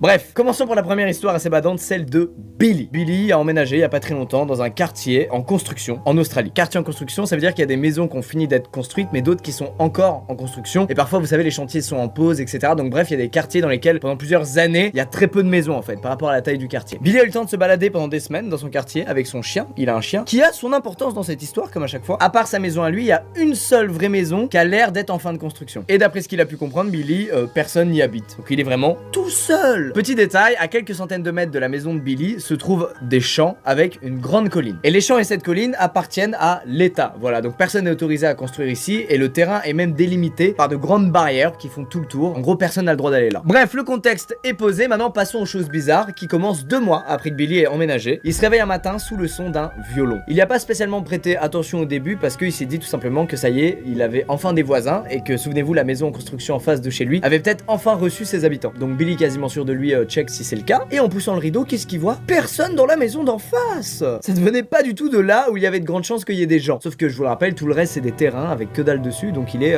comme un combi. À partir de là, tous les 2 jours, il se passe la même chose. C'est-à-dire que Billy se réveille à cause du bruit d'un violon. Et au bout de 45-50 secondes, le son de violon disparaît et Billy se rendort. Bon, déjà, je sais pas comment il a fait pour pas être stressé par ça. Genre vraiment, tu te réveilles à cause du bruit d'un violon. Ça arrive une fois. La deuxième fois, tu te lèves avec une hache dans les mains et tu hurles la chose suivante: qui joue du violon? Bon, rassurez-vous, malgré tout, au bout de plusieurs jours, un matin, Billy se réveille une énième fois sous le bruit du violon et il se dit: bon, vas-y, peut-être je vais check quand même par la fenêtre, voir si je vois quelque chose. Et il voit, en haut de la fameuse colline dont je vous ai parlé, entourée par des champs, une silhouette de quelqu'un avec un violon. On est le matin, très tôt, le soleil est en train de se lever, donc il n'y a pas une grosse luminosité ambiante, mais Billy distingue cette silhouette et surtout, il arrive à distinguer un détail important. La silhouette fait comme une sorte de valse, c'est-à-dire qu'elle tourne lentement en cercle tout en jouant du violon. Chacun ses activités et ses passe-temps, moi je vais pas critiquer ça. Billy va ensuite quitter la personne des yeux pour ramasser son petit journal du matin. On parle donc de 10 secondes, mais pendant qu'il regarde plus la personne, le bruit de violon s'arrête. D'accord? En toute logique, notre ami relève la tête pour re-regarder la silhouette qu'il a vue au loin. Et effectivement, la silhouette ne joue plus du violon, ne danse plus et est parfaitement immobile en regardant dans la direction de Billy. Les deux restent comme ça pendant, d'après les propos de Billy, 30 secondes. Et puis, il décide de rentrer dans sa maison et d'arrêter ce petit jeu de regard parce que c'est quand même un peu creepy. Mais bon, jusque-là, rien de grave, rien de bizarre. Comme j'ai dit, chacun a ses kiffs. S'il y a des mecs qui veulent jouer du violon en dansant au milieu de la nature, bon bah, ainsi soit-il. Tant qu'ils ne réveillent pas à 7h du matin, bordel. Sauf que, après ce matin-là, il y a des trucs plus creepy que ça qui commencent à arriver autour de la maison de Billy. Il remarque qu'il y a des empreintes de pas sur les propriétés environnantes, mais c'est pas ces empreintes de pas à lui et il les a jamais vues avant. Bon, ça reste juste des empreintes de pas. Tout le monde ici, tout comme Billy, suppose que ça venait probablement de gens qui venaient d'un autre quartier d'habitation, un peu plus loin que celui de Billy, pour X raisons. Mais au truc un peu bizarre, il a aussi entendu des bruits de pas autour de chez lui, comme si quelqu'un se baladait dans sa rue. Alors qu'il y a rien dans sa rue, je le rappelle, tout est en construction. Au travail, il a aussi reçu des appels où quand il décrochait, la personne qui a appelé raccrochait immédiatement. Enfin bref, c'est plein de petits éléments comme ça mis bout à bout qui sont un peu chelous. Mais Billy il se dit, ça reste des empreintes de pas, il y a des chantiers un peu par ici. Bon voilà, il trouve en tout cas une explication rationnelle à tout ce qu'il voit. Et c'est le réflexe humain, le réflexe que t'as raison d'avoir dans 99% des cas. Mais quand t'es dans le 1% des cas comme Billy, il fallait rester en alerte et rester vigilant. Dans sa maison, Billy il a un bureau dans lequel il passe pas mal de temps puisqu'apparemment c'est un gros gamer, il passe beaucoup de temps sur les jeux vidéo. Bref, ce soir-là, il est en train de jouer et il décide d'aller prendre à boire dans son frigo, situation classique. Et en revenant vers son bureau, il voit par la fenêtre de toutes petites lumières. Il comprend pas ce que c'est, donc il se rapproche de la vitre. Il colle quasiment son nez contre la vitre pour fixer ces deux petites lumières sans comprendre ce que c'est. Lorsqu'il réalise que c'est pas des lumières, il y a des yeux qui sont là, à 1 mètre de Billy, en train de le fixer à travers sa fenêtre. Et notre ami a tellement eu peur, et c'est la première fois que ça arrive dans un thread, je crois, que je raconte en vidéo, que ses muscles l'ont lâché en fait. Il est tombé par terre, après avoir réalisé qu'il y avait un visage, quelqu'un qui l'observait là, de l'autre côté de sa vitre. Tu m'as fait peur là-dessus. Et devinez quoi, une fois à terre, Billy entend quelqu'un qui commence à jouer du violon. C'est le fameux putain de joueur de violon qui est là à 1 mètre de lui, qu'il a observé et qui s'est mis à jouer du violon après l'avoir vu se chier dessus. Pendant que le mec se met à jouer de plus en plus vite, le morceau est de plus en plus fort, il y a le chien de Billy, souvenez-vous, qui comprend qu'il y a un truc pas normal qui se passe et qui se met à aboyer. Le bruit de violon s'arrête aussitôt et Billy voit à travers sa fenêtre la silhouette se déplacer en direction de sa cour, en direction de là où il y a son chien. Billy reprend le contrôle de son corps parce qu'il a peur pour son chien. Il est inquiet, il a pas envie qu'il arrive un truc à son chien. Billy il sort donc de sa maison pour aller aux côtés de son chien et il essaie de le faire rentrer dans la maison, mais le chien ne bouge pas. Et croyez-moi, quand un chien qui a la corpulence d'un labrador ne veut pas bouger, bah tu ne peux pas le bouger. C'est simple, il reste là. Cette scène elle dure plusieurs dizaines de secondes. D'un côté la silhouette dans l'obscurité quelque part devant eux, de l'autre côté Billy derrière son chien avec ce dernier qui arrête pas d'aboyer. Il finit alors par entendre la silhouette s'éloigner, des bruits de pas qui partent comme ça au loin, mais des bruits de pas en rythme comme quand tu marches, des bruits de pas qui ont plutôt le rythme d'une sorte de danse, d'une sorte de valse.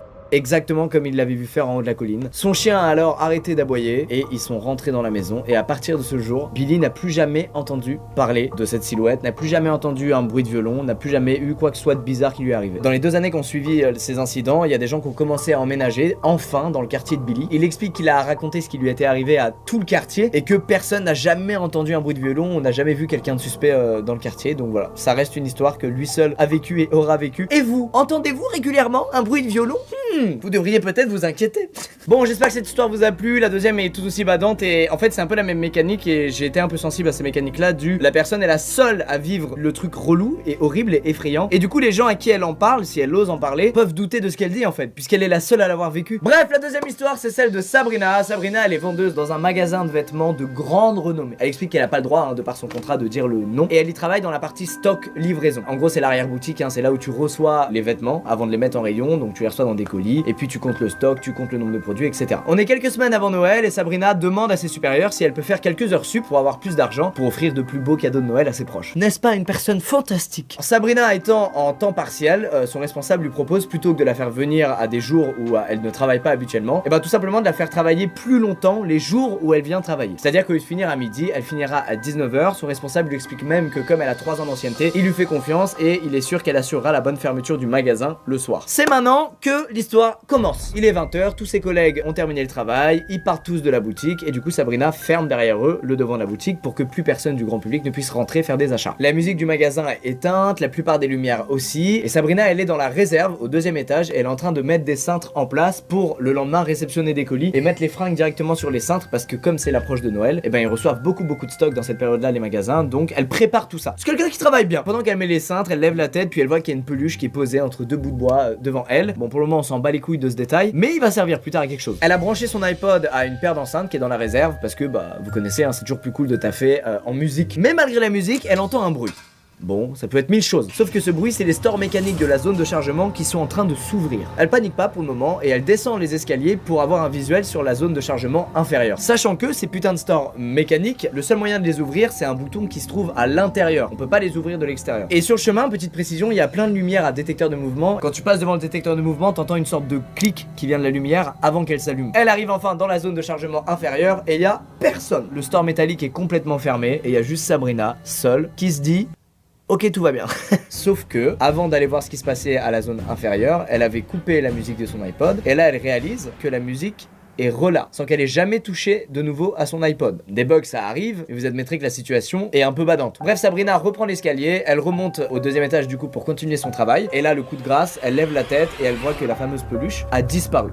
À partir de ce moment, elle a plus de doute, elle sait qu'il y a quelqu'un qui est là. Elle ne sait pas qui, elle ne connaît pas ses intentions, mais elle sait qu'elle est pas seule. Sabrina part alors en courant et se réfugie dans les toilettes pour femmes, non loin de là, et plus particulièrement dans l'une des 4 cabines que contiennent les toilettes pour femmes. À partir de là, Sabrina considère qu'il n'y a plus de danger imminent, qu'elle est seule dans cette pièce, et elle se met alors à réfléchir pour trouver une solution, en fait, à ce qui lui arrive. Elle essuie son front avec son avant-bras gauche, et en tournant la tête, elle a vu un visage par terre revenir en direction de la cabine qui est à côté de la sienne. La personne qui est dans le magasin est rentrée aller dans les toilettes pour femmes et cette personne vient de checker dans la cabine à côté de la sienne et a donc vu où était Sabrina. Le visage qu'elle a vu correspond à celui d'une personne apparemment vieille, au teint gris et avec beaucoup de rides, qui aurait les dents noires et les lèvres légèrement abîmées puisqu'elle saignait, comme si la personne s'était automutilée. Sachant que l'intrus se trouve dans la cabine à côté de la sienne, elle lui hurle d'aller se faire foutre tout en mettant des gros chassés dans la porte de sa cabine, puis elle prend une grande respiration et elle décide de sortir de la cabine et de tracer de l'autre côté du magasin. Heureusement pour elle, rien ni personne ne s'est interposé dans sa charge vers la sortie du magasin. Elle sort alors la clé du magasin, elle déverrouille la porte et elle explique que c'était pas une tâche facile vu qu'elle était dans un état de panique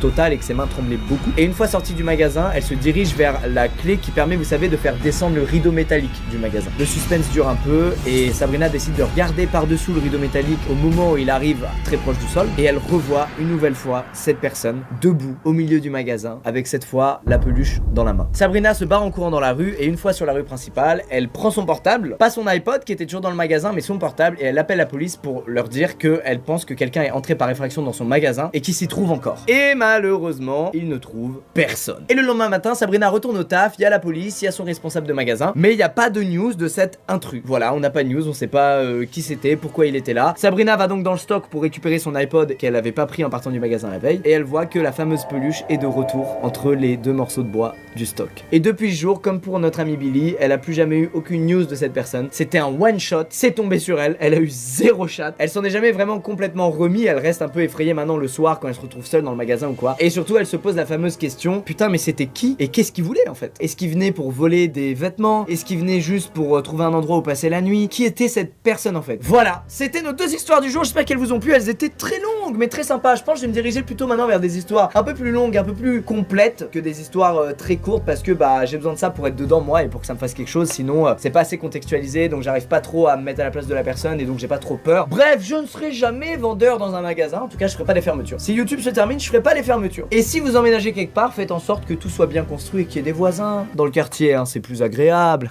Je suis chaud pour que l'espace commentaire de cette vidéo, de ce thread là, ce soit des gens qui racontent un peu leurs expériences du genre. Genre si vous étiez seul à la maison et qu'il s'est passé quelque chose, ou alors seul sur votre lieu de travail et qu'il s'est passé quelque chose. Je trouve ça assez intéressant, moi je suis très sensible à cette mécanique. Elle me fait vraiment du mal. Je vous dis à bientôt dans une prochaine vidéo. Bon, nouvelle saison de vidéos. L'année dernière, vous avez plus qu'aimé les threads Reddit et surtout les threads horreur. Quand je tombais sur des threads Twitter, je me disais, oh, ils vont tous m'harceler pour que je le fasse. Et ça ratait pas, je recevais 10 000 messages. Aujourd'hui, on va pas aller sur Twitter pour trouver un thread qui est en fait une fiction. À tous les threads Twitter qu'on a fait, c'était des fictions à chaque fois, qui étaient hyper cool, mais c'était des fictions. On va retourner sur le subreddit Let's Not Meet, où je le rappelle, les gens ils racontent des trucs pas très cool qu'ils ont vécu, pas forcément paranormal, mais des trucs très flippants, très creepy. On en avait déjà fait plusieurs, mais il y avait pas des nouvelles histoires qui étaient genre folles, qui étaient transcendantes, qui nous mettaient dans tous nos états, qui nous donnaient envie de ne plus dormir pendant un mois. Et ben aujourd'hui, je les ai ces histoires.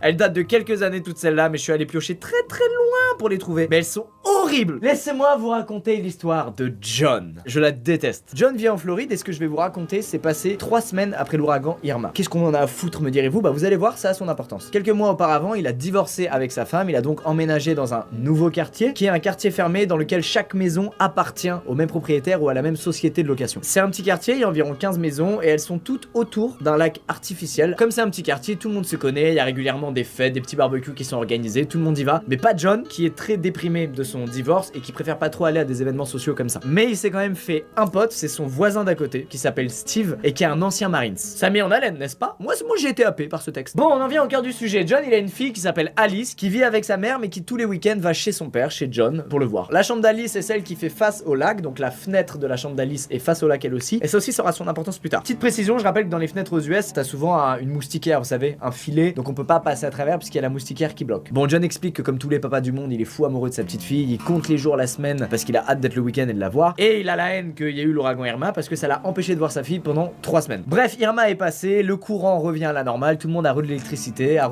tout le confort dont il a besoin, y compris John qui accueille de nouveau sa petite fille chez lui tous les week-ends et qui est au paradis. Sauf que cette fois, il se passe des trucs très bizarres. Alice a commencé à se plaindre auprès de John de la chanteuse qu'elle n'aimait plus et qu'elle ne voulait plus voir. Rien que ça. Alors bien évidemment, John, il rationalise le truc, donc il a d'abord pensé qu'elle parlait soit de son ex-femme, soit d'un professeur à l'école, soit d'une copine, enfin d'un truc comme ça. Sauf que dans la nuit du samedi au dimanche, Alice se réveille en hurlant comme si elle avait vu un meurtre.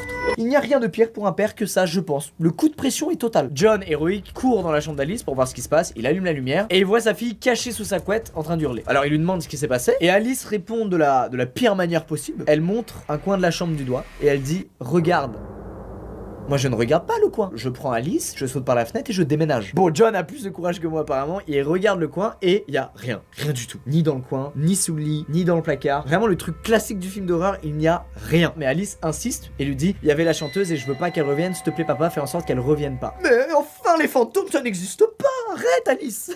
John s'est dit que c'était une mauvaise nuit, ça arrive, il y a des nuits on fait plein de cauchemars, du coup il l'autorise à dormir avec lui. Et pour le moment il réalise pas à quel point c'est grave ce qui se passe. Mais il a quand même de l'instinct parce que le lendemain, il va faire un truc très malin, il va aller acheter un babyphone. Vous savez, c'est comme des micros en gros. Il y a un micro dans la chambre du gamin et le parent entend tout ce qui se passe dans la chambre. Il achète ça juste pour rassurer Alice, pour lui dire que voilà, il entendra tout ce qui se passe et que s'il y a le moindre problème, il sera là en une seconde et qu'elle n'a plus à s'en faire ou à avoir peur ou à être stressée par cette histoire. Les babyphones sont installés, Alice s'endort, elle fait une nuit calme et paisible, tout se passe bien. Et John pense que tout ça, ça appartient maintenant au passé et que ça n'arrivera plus. Quelle erreur! Le week-end d'après, Alice ne peut pas venir chez John parce qu'elle est tombée malade. Elle a chopé un petit virus qui traînait à l'école. Et tant mieux d'ailleurs. Je pensais pas dire ça un jour, mais tant mieux qu'elle soit tombée malade. Samedi soir, 2h du matin, John se réveille parce qu'il y a du bruit, une voix féminine qui fredonne des comptines dans le babyphone. Il est bien réveillé, il ne rêve pas et il entend quelqu'un fredonner des comptines dans la putain de chambre de sa fille. Il explique qu'il a été pris d'une peur totale et encore plus lorsqu'il a entendu la personne dire la phrase suivante: Alice, es-tu réveillée? John, il saute de son lit et il verrouille la porte de sa chambre parce qu'il sait que sa fille court pas un danger puisqu'elle n'est pas là. Elle est restée chez sa mère parce qu'elle était malade. John prend son portable, il appelle son voisin Steve qui kiffe les armes à feu et qui est un ancien Navy, je vous le rappelle, et il lui explique qu'il entend une meuf chanter des berceuses dans la chambre de sa fille. Steve, il part au quart de tour, il sort de chez lui. À partir de là, John sort enfin de sa chambre, il court devant pour rejoindre Steve et il voit Steve en train de pointer avec une arme une meuf qui est accroupie par terre et qui était la meuf qui s'amusait à chanter des berceuses dans la chambre de sa fille. Toutes les fois où Alice a dit à John qu'elle voulait plus que cette personne vienne chanter des berceuses, etc., c'était pas des cauchemars, c'était bien réel. Il y a bien quelqu'un toutes ces nuits qui s'est infiltré chez John et qui a chanté des trucs à sa fille. C'est horrible, tu dois dire putain ma fille elle était en danger, elle m'a prévenu mais je l'ai pas cru. Tu dois culpabiliser comme jamais, c'est horrible. Alors qui était cette personne? C'était Jean, la femme du mec qui entretient le quartier. C'est une meuf qui fait des patrouilles pour assurer la sécurité des gens du quartier. Et du coup, quand ils l'ont grillée et qu'ils lui ont dit qu'est-ce que tu foutais, elle s'est défendue en disant non mais je faisais une patrouille, j'ai cru voir quelqu'un entrer dans la chambre de votre fille. Alors que bien entendu ces patrouilles elle les fait pas du tout à 2h du mat, hein, elle les fait le soir bien avant 2h du mat. Enfin bon voilà, une rencontre extrêmement creepy qui a dû se traduire par un gros sentiment de culpabilité pour John et c'est ça qui est horrible dans cette histoire. C'est vraiment ton enfant te dit un truc et tu rationalises mais non t'inquiète tout va bien t'inquiète, sauf qu'il avait raison. Et du coup tout ça a fini par l'installation de barreaux à la fenêtre de la chambre de Alice pour que ça n'arrive plus jamais. C'est triste d'en arriver là mais je pense que quand ça t'arrive tu mets des barreaux, tu mets de l'acier, tu mets tout ce qu'il faut pour être tranquille. Bref ça décale de 6 ans et demi environ le moment où j'aurai un enfant. Alors laissez-moi maintenant vous raconter l'histoire de Tom qui est une histoire qui va vous être un petit peu plus familière parce que ça s'est passé dans les bois et il a vécu ce qu'aucun d'entre nous n'a envie de vivre. Je sais pas si vous êtes déjà allé camper en forêt, en colonie ou juste de par vous-même parce que vous avez envie de vous taper un petit kiff. Forcément on a peur, il y a plein de petits bruits partout, ça fait flipper et parfois même on fait des rencontres cheloues. Tom décide d'aller camper en forêt avec 3 de ses potes, Bennett, Kyle et John. C'était peut-être même le John de l'histoire d'avance, il a vraiment pas eu de chance dans sa vie. Il explique que c'est un délire qu'ils font pour renouer les liens. Chaque année ils vont en forêt, ils vont camper parce que depuis qu'ils sont plus à l'université bah ils se voient beaucoup moins mais ça leur manque. Le premier jour tout s'est passé nickel, ils arrivent, beau soleil, ils mettent en place le feu de camp, les tentes. Le soir ils boivent un petit peu de trucs non alcoolisés parce que c'est meilleur pour la santé et ils vont dormir en ayant passé une merveilleuse journée. Bref tout va bien, y a rien à dire. Le lendemain pareil, toute la journée tout se passe bien, ils arrivent en milieu de soirée et là ils font un petit jeu pour s'amuser que je trouve un peu atypique mais bon. Ils se plaquent au sol en boucle et ça les fait marrer. Et dans la bataille en plein délire de potes, John se fige et dit aux autres: vous avez entendu? Entendu quoi, John? Car il fait un petit plaquage à John pour lui remettre les idées en place, il continue à se plaquer, c'est bizarre ce jeu, je comprends toujours pas. 10 minutes plus tard, ils sont crevés à force d'avoir fait ce petit jeu et ils décident d'aller se poser dans la tente. Et là, Tom entend un petit ricanement. Comme ils étaient tous un peu pompettes, Tom se dit que c'est l'un de ses potes qui ricanait pour ce qui s'était passé avant, etc. Il demande aux autres s'ils ont entendu ce qu'il vient d'entendre. Les autres lui disent mais non, c'est toi qui as rigolé. Lui il dit mais non, c'est pas moi qui ai rigolé. Et après un petit blanc de 4 secondes, ils vont tous en courant dans la tente. D'ailleurs, ça me fait rire ce réflexe parce que rares sont les moments de ta vie où tu es aussi vulnérable que dans une tente. En fait, c'est vraiment l'endroit où tu ne vois rien de ce qu'il y a autour, mais tout ce qu'il y a autour sait où tu es. Je déteste ça. Tom, il prend la putain de hache qu'ils ont, qui est la seule arme qu'ils ont sur le campement, le seul truc avec lequel il peut se défendre, puisqu'ils avaient ça pour couper du bois et faire du feu. Petite précision, Tom et ses potes là, ils sont pas allés camper, vous savez, dans des endroits qui sont dédiés à ça, où du coup il y a plein d'autres campeurs, il y a du passage, etc. Là, ils sont juste allés au bord d'une forêt en voiture, ils ont marché 1,5 km vers le milieu de la forêt et ils ont foutu leur campement là. Ce qui veut dire que si t'entends quelqu'un rire et que c'est pas quelqu'un de ton groupe, ce n'est pas du tout normal. Et en plus, comme c'est pas prévu pour les campeurs, il y a pas de réseau. S'il y a un problème, tu es baisé. Vous êtes assez oppressé, c'est bon? Moi c'est bon, je suis pas mal là. Les dizaines de minutes passent et Tom, vu qu'il était un peu pompette, il s'assoupit et il s'endort. Il est réveillé 1 heure plus tard par le même putain de rire qu'ils ont entendu avant. Après quelques secondes, il voit un doigt qui appuie sur la tente. À partir de là, il sait qu'ils ont pas halluciné et qu'il y a bien quelqu'un qui est là. La personne fait le tour de la tente et arrive au niveau de l'entrée. Et là, s'écoule plusieurs secondes sans qu'il ne se passe rien. La personne ne bouge plus, les gars dans la tente ne bougent plus et tout le monde est probablement en PLS à espérer que tout se passe bien. Et d'un coup, Bougadi Bougadi! Je suis désolé si vous avez eu peur, mais c'est ce qu'ils ont vécu. La personne secoue la tente en criant Bougadi Bougadi. Ok! Cal se réveille en hurlant et le mec qui est à l'entrée de la tente rigole très fort de nouveau et se casse. Tom et ses amis ont passé le reste de la nuit à ne pas dormir. À peine le soleil se lève, Tom et ses potes courent à la voiture, ils ont vite détalé et ils ont heureusement pas du tout croisé quiconque sur le chemin. Donc ils ne savent pas qui est venu cette nuit-là, quelles étaient ses intentions et surtout est-ce qu'il leur serait arrivé quelque chose s'ils étaient sortis de la tente quand le gars était là. Plein de questions sans réponse. Par contre, il y a une question qui reste pas sans réponse. Est-ce qu'ils ont refait du campement? Oui!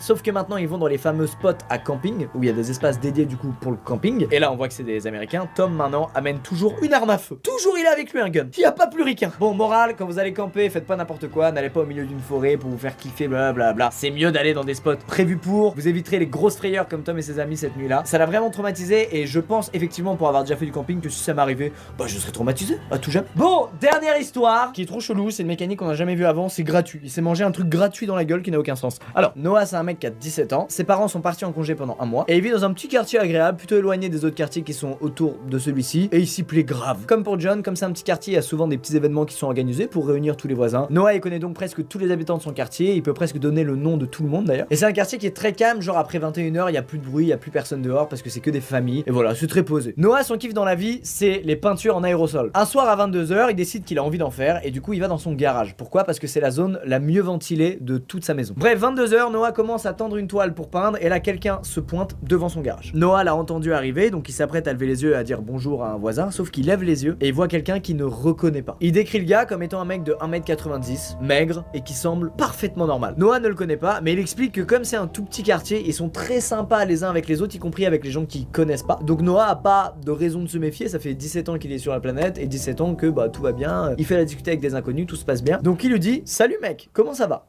Ce qui est une manière plutôt cordiale d'entamer la conversation, je vous l'accorde. Le gars se présente donc à Noah, il dit qu'il s'appelle Xavier et qu'il vient d'emménager dans la maison à l'angle de la rue. Noah connaît la famille qui habite dans la maison dont parle Xavier et il lui dit donc ah t'habites chez les Miller. Et Xavier explique à Noah qu'en fait c'est ses cousins et qu'ils ont accepté de l'héberger jusqu'à ce qu'il règle quelques trucs. Honnêtement pour le moment il y a pas de quoi se méfier. Xavier va ensuite dire je ferais mieux de partir, je dois faire quelque chose. C'était sympa de vous rencontrer Noah. Attends mais Noah il s'est jamais présenté? Comment le gars le connaît? Mais Xavier lui dit que les Miller lui ont beaucoup parlé de lui. Ok, alors nous ça peut un peu nous choquer, mais pas Noah, parce qu'en fait il est assez proche des Millers, il a même gardé des enfants à eux quand il était plus jeune. Donc oui, c'est fortement possible qu'ils aient parlé à leur cousin de Noah. Le lendemain, dimanche, Noah c'est un BG, il décide d'aller faire un petit footing vers son lycée, qui se situe environ à 5 km de chez lui. Et pendant qu'il court, il y a une voiture qui se met à rouler à sa hauteur, et au volant, bien entendu, c'est Xavier. Xavier propose à Noah, qui est assez loin de chez lui, 5 km, de le ramener. Noah décline l'offre, il explique qu'il kiffe courir, qu'il va rentrer en courant, il adore ça. Et Xavier lui propose d'aller boire un café. Noah est très fermé, et Xavier veut absolument que Noah monte dans cette voiture, c'est inquiétant. Et là, Xavier ouvre la porte passager, fait un geste de la main à Noah pour lui indiquer de monter et il se met à gueuler. Il lui dit viens, monte dans la putain de voiture, tranquille. Pas tranquille du tout, j'ai refusé 5 fois. Bon là Noah il voit que Xavier est un peu insistant et du coup il décide de prendre la fuite, de lui dire c'est ciao, j'ai des amis qui m'attendent à l'école et il trace à son école. Il y appelle un ami pour qu'il vienne le chercher et il voit au loin la voiture de Xavier qui est d'ailleurs toute cabossée se barrer. Quelques jours plus tard, il y a un barbecue chez des voisins. Tous les voisins y vont comme d'hab, y compris les Miller. Noah va les voir, parle avec eux et au bout d'un petit moment il leur dit au fait j'ai rencontré Xavier. Ce à quoi ils répondent qui est Xavier?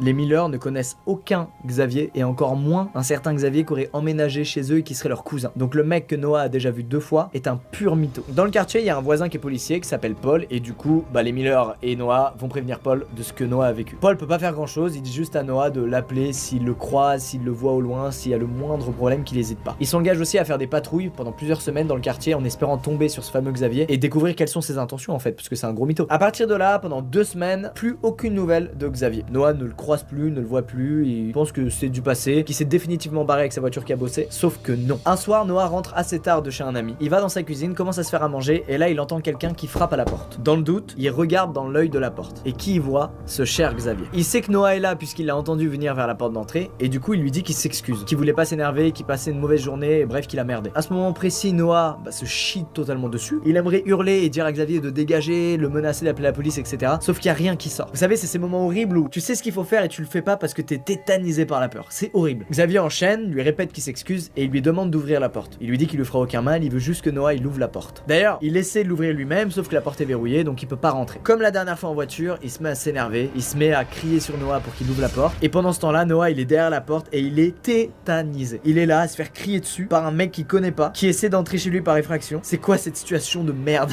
L'enfer. Xavier continue à brûler la porte, à lui dire d'ouvrir et à dire ils nous attendent. Ils nous attendent. Est-ce que ces mots font peur? Oui. À ce moment-là, le chien de Noah percute enfin qu'il y a un truc anormal qui se passe. Il descend de l'étage et il se met à aboyer sur la porte. Là, on se dit, bon, présence d'un chien, ça fait toujours flipper un mec qui veut rentrer chez toi et qui veut te voler des trucs ou qui veut te kidnapper, tout simplement. Pas du tout. Xavier se met à rigoler et il dit, ils m'ont jamais dit que t'avais un chien. De qui il parle, mec? Grâce aux aboiements de son chien, Noah, il reprend ses esprits. Il fonce dans le garage parce qu'il se souvient qu'il y avait laissé son téléphone. Il le prend et il appelle Paul, le fameux flic du quartier. Il y a un petit temps qui passe entre le moment où il appelle et le moment où Paul et la police arrivent. Et du coup, quand ils sont arrivés sur place, Xavier était plus là. Aucune trace de Xavier. À partir de là, Paul il part vivre quelques jours chez les parents d'un pote à lui, avec son pote, parce que c'est un peu traumatisant ce qu'il vient de vivre quand même. Et il revient quelques jours plus tard, une fois que ses parents à lui ont changé toutes les serrures et portes de la maison. Ils ont pris zéro risque et ils ont eu raison. Noah n'a plus jamais eu de nouvelles de Xavier. La police a continué pendant un mois à faire des patrouilles très régulières dans le quartier. Ils sont jamais tombés sur lui. Et du coup, Noah ne sait toujours pas ce que ce gars lui voulait. Et c'est la question moi aussi que j'ai. C'était qui?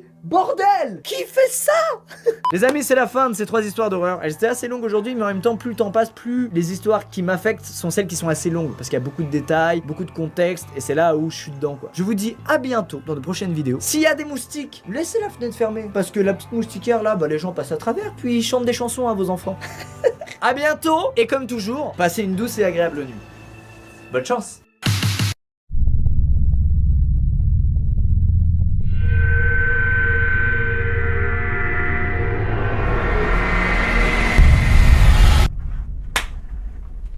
You're gonna be scared. Vous êtes décidément accro à tous ces vidéos d'histoires d'horreur, de trucs paranormaux, etc. Vous aimez ne pas dormir, c'est bizarre, vous aimez vous faire du mal. Vous aimez vraiment souffrir, c'est bizarre. Écoutez, après m'être fait harceler par énormément de gens parmi vous, j'ai décidé de refaire une vidéo horreur.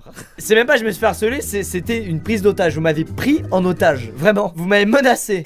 On se calme. Y a pas tout le temps des trucs flippants cool à raconter, ok? Alors je prends mon temps. Les 2 ou 3 dernières vidéos de ce genre, on était sur le subreddit Let's Not Meet, où des gens témoignent de trucs un peu flippants, voire très flippants qui leur sont arrivés, de vraies histoires. Aujourd'hui, on retourne sur un format un peu plus vieux, le format thread Twitter. On avait d'ailleurs commencé ce format avec des threads Twitter. Et oui, je vous le rappelle. Et ben écoutez, aujourd'hui, on revient aux sources avec un nouveau thread qui est français. Oui.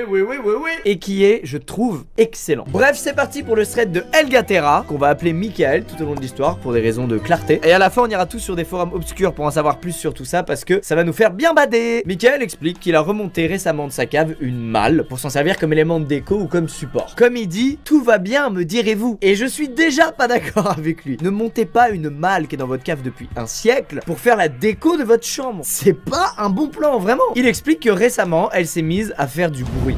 La putain de malle, qui n'est pas une bonne décoration en plus, vraiment. Il dit être formel, il y a du bruit qui vient de l'intérieur de la malle, aussi chelou que cela puisse paraître. Ce serait trop simple qu'il puisse l'ouvrir tout de suite, Michael précise qu'elle est verrouillée par un cadenas, dont à sa connaissance personne n'a la clé. Nickel, du bruit qui vient d'une malle qui était dans sa cave depuis un siècle et personne n'a de clé. Génial! Il va ensuite décrire un peu la malle en expliquant qu'elle fait environ 1,20 m de long, qu'elle est très ancienne et qu'elle date probablement d'avant-guerre. On est donc sur un vieil objet, vraiment. Quelques minutes plus tard, Michael est surpris par un nouveau bruit qui vient de l'intérieur de la malle. Il décrit un peu le bruit et c'est apparemment une sorte de mélange entre un coup, un craquement et un bruit d'ongles qui gratte. Aucun de ces 3 bruits n'est rassurant. Aucun. Bref, la nuit passe, Michael réussit à dormir en précisant qu'il a réussi à s'endormir à partir du moment où les bruits ont stoppé. Voilà l'intro et maintenant on va suivre l'histoire sur plusieurs jours parce que Michael a fait des tweets quasiment tous les jours à propos de cette histoire-là qui a vite dégénéré. Le lendemain, Michael dit avoir passé une très bonne nuit et il revient sur ce qu'il a dit la veille en expliquant que c'est pas un cadenas qui ferme la malle mais que c'est une serrure directement incorporée dans la malle. Michael, on s'en bat les couilles. Tu te sois trompé, l'erreur est humaine. Parle-nous de la malle, c'est quoi cette malle, bordel? On a le droit à une photo et la malle ressemble à ça. Rien d'étonnant, c'est vraiment une malle classique. Il y a deux petits trous de serrure, une qui est verrouillée, l'autre qui semble avoir été forcée, d'après les dires de Michael. Et il soulève un point intéressant, pourquoi il y a qu'une serrure qui a été forcée et pas l'autre? Pourquoi la personne s'est arrêtée en si bon chemin? Les gens vont répondre à Michael en lui disant, écoute, enregistre le bruit que t'entends qui vient de la malle pour qu'on puisse essayer de trouver ensemble, pour qu'on puisse t'aider à trouver une explication rationnelle par rapport à ce bruit, à trouver ce que c'est et que t'arrêtes de te chier dessus. Notre ami a donc une bonne idée, c'est de mettre son téléphone en mode dictaphone et de le poser à côté de la malle toute la nuit pour le lendemain déroche un truc de je sais pas combien d'heures et essayer d'y trouver le fameux bruit qu'il a entendu à multiples reprises et qui vient de l'intérieur de la malle. Et Michael se réveille tranquillement à 11h30, le bâtard, il nous fait attendre.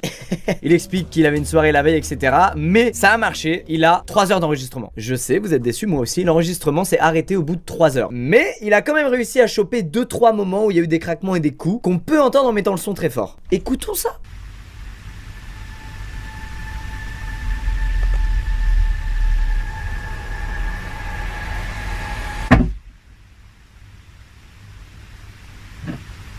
Ah, c'est le craquement moi qui me dérange là. Ça se trouve dans la malle il y a juste un doigt comme ça coupé qui fait ça. C'est horrible. Bon, Michael, on t'aime, on passe un bon moment tous ensemble. Mais maintenant tu prends ce qu'on appelle un marteau, un pied de biche et tu frappes sur ta malle pour l'ouvrir, s'il te plaît. Merci. Fallait le faire 24 heures plus tôt mais c'est pas grave, c'est bien. Ouverture de la malle et ce qu'il y a dedans c'est des papiers. Vous êtes déçus? Moi aussi. Quelques heures plus tard, Michael revient avec pas mal d'infos, c'est les heures qu'il lui fallait pour décortiquer tout le contenu de la malle. Dans la malle, il y avait apparemment des vieux papiers, des notes, des cartes, des dessins, apparemment pas mal effacés à cause du temps qui est passé, et aussi 3 objets. Michael ouvre le premier, prend des photos et les partage avec nous, et on peut voir que c'est un livre avec un trou dans la couverture, une vitre, et de l'autre côté de la vitre se trouve une sorte d'objet rougeâtre qu'on peut vaguement apercevoir, mais c'est pas très net. Dans le deuxième, il trouve une vieille montre et un bol avec une bougie au milieu. Et dans le troisième, le truc le plus chelou, une boîte recouverte de plomb. Alors, bien évidemment, tout le monde lui demande d'ouvrir cette fameuse boîte pour qu'on voit ce qu'il y a dedans. Et c'est ce que Michael va faire, et ce qu'il y a dedans, c'est incompréhensible. Il y a un petit flacon posé dans du sel, dans lequel se trouve un petit objet suspendu à l'aide de ce qui a l'air d'être un cheveu, et le tout est scellé par une sorte de feuille de métal qui fait le tour. Bref, c'est l'objet le plus énigmatique de tout ce qu'on a pour le moment. Et sous le sel qu'il y avait dans la boîte, se trouve une photo de poisson. Mec, ça fait combien d'interrogations d'un coup là? 8. Elle vient d'où cette malle qu'il y avait dans ta cave? C'est quoi l'histoire de cette malle? Qu'est-ce qu'elle fout là? Demande à tes parents, à quelqu'un. Et c'est ce que va faire Michael, il va appeler son père. Et ce dernier va lui raconter que la malle appartenait à son arrière-grand-père. Ce qui est plutôt crédible, puisque c'est vrai que souvent dans les caves ou dans son grenier, on a des objets qui peuvent dater parfois de 1 ou 2 générations. Il y a des trucs comme ça de famille qui se transmettent de génération en génération, mais moi il y en a dans ma famille. Sauf que c'est pas des objets maudits comme celui-là a l'air de l'être.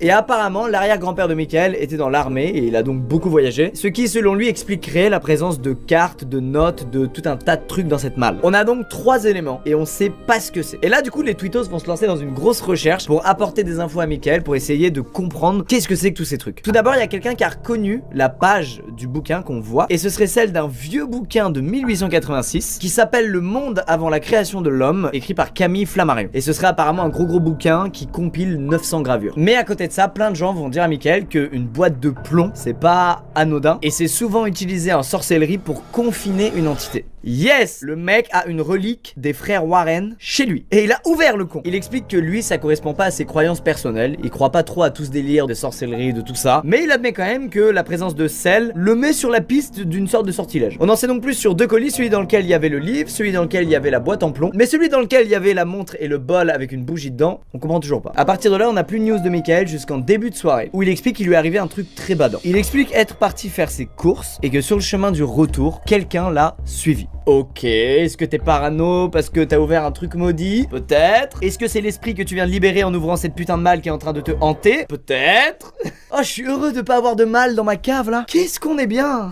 Arrivé devant son immeuble, Michael s'est retourné pour regarder le gars qui soupçonne de l'avoir suivi. Et le mec a apparemment immédiatement détourné le regard et il a fait genre d'être sur son téléphone. Voilà, comme n'importe quel mec qui panique quand il se fait prendre en flag. Du coup, notre ami va mettre un petit warning sur Twitter en mode bon, on a tous des théories, on essaie tous de trouver des explications rationnelles à ce qui se passe, mais par contre, je veux pas que ça atteigne ma vie privée, donc faites pas des blagues de genre, c'est pas drôle. Si quelqu'un a trouvé mon adresse, bah c'est juste pas marrant. Bref, il met un gros stop aux potentiels gens qui seraient allés trop loin dans le délire. Mais ça, c'était avant de recevoir un message sur Twitter un peu creepy. Et oui, le lendemain, Michael reçoit un message privé sur Twitter d'un compte qui s'appelle Est etiam nuper ad tergum, ce qui ressemble clairement à du latin. Et le latin, c'est comme la bougie et l'horloge bloquée, ça fait partie des éléments où c'est non, on ne veut pas ça. Ce compte lui a envoyé une vidéo et le message 333 à 3h33 dans la nuit. Alors, la vidéo est dégueulasse, mais on comprend ce qui se passe. Quelqu'un a filmé Michael à travers sa fenêtre. Michael envoie une frontale à ce mec en lui disant: alors je sais pas si tu m'entends, ça le merde, mais si tu recommences, j'appelle les flics.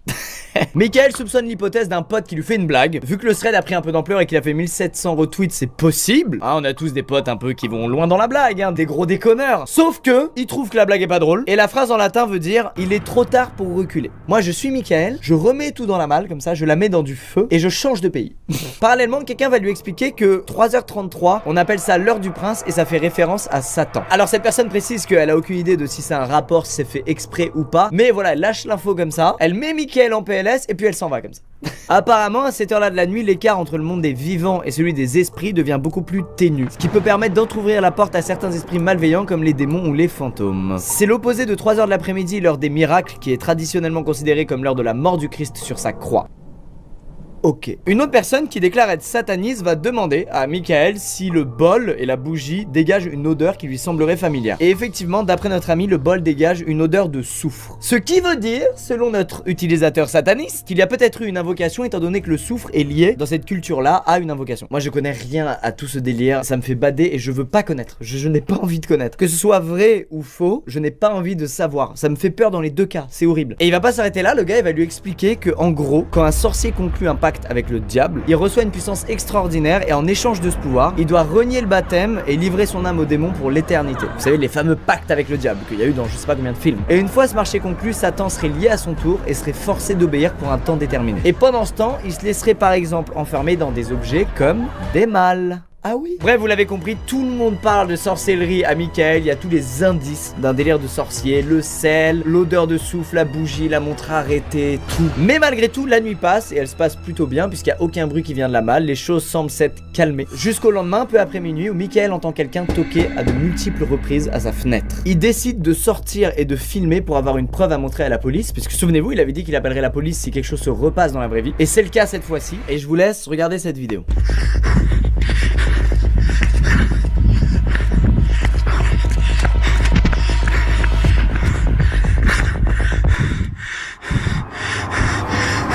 Un mec capuché qui semblait fuir et qui, en voyant Michael le poursuivre, a décidé de ne plus fuir, de faire l'inverse, de défuir et de rusher vers Michael. Rassurez-vous, il va bien, il a réussi à rentrer chez lui avant de se faire choper et il a fermé à double tour sa porte d'entrée. Et cette fois c'est bon, il décide d'aller voir les flics le lendemain. Pourquoi le lendemain? Parce qu'il veut pas y aller à des heures où il y a personne dehors. Il veut y aller quand il y a du monde, ça le rassure, il est un peu en PLS, il devient un peu parano.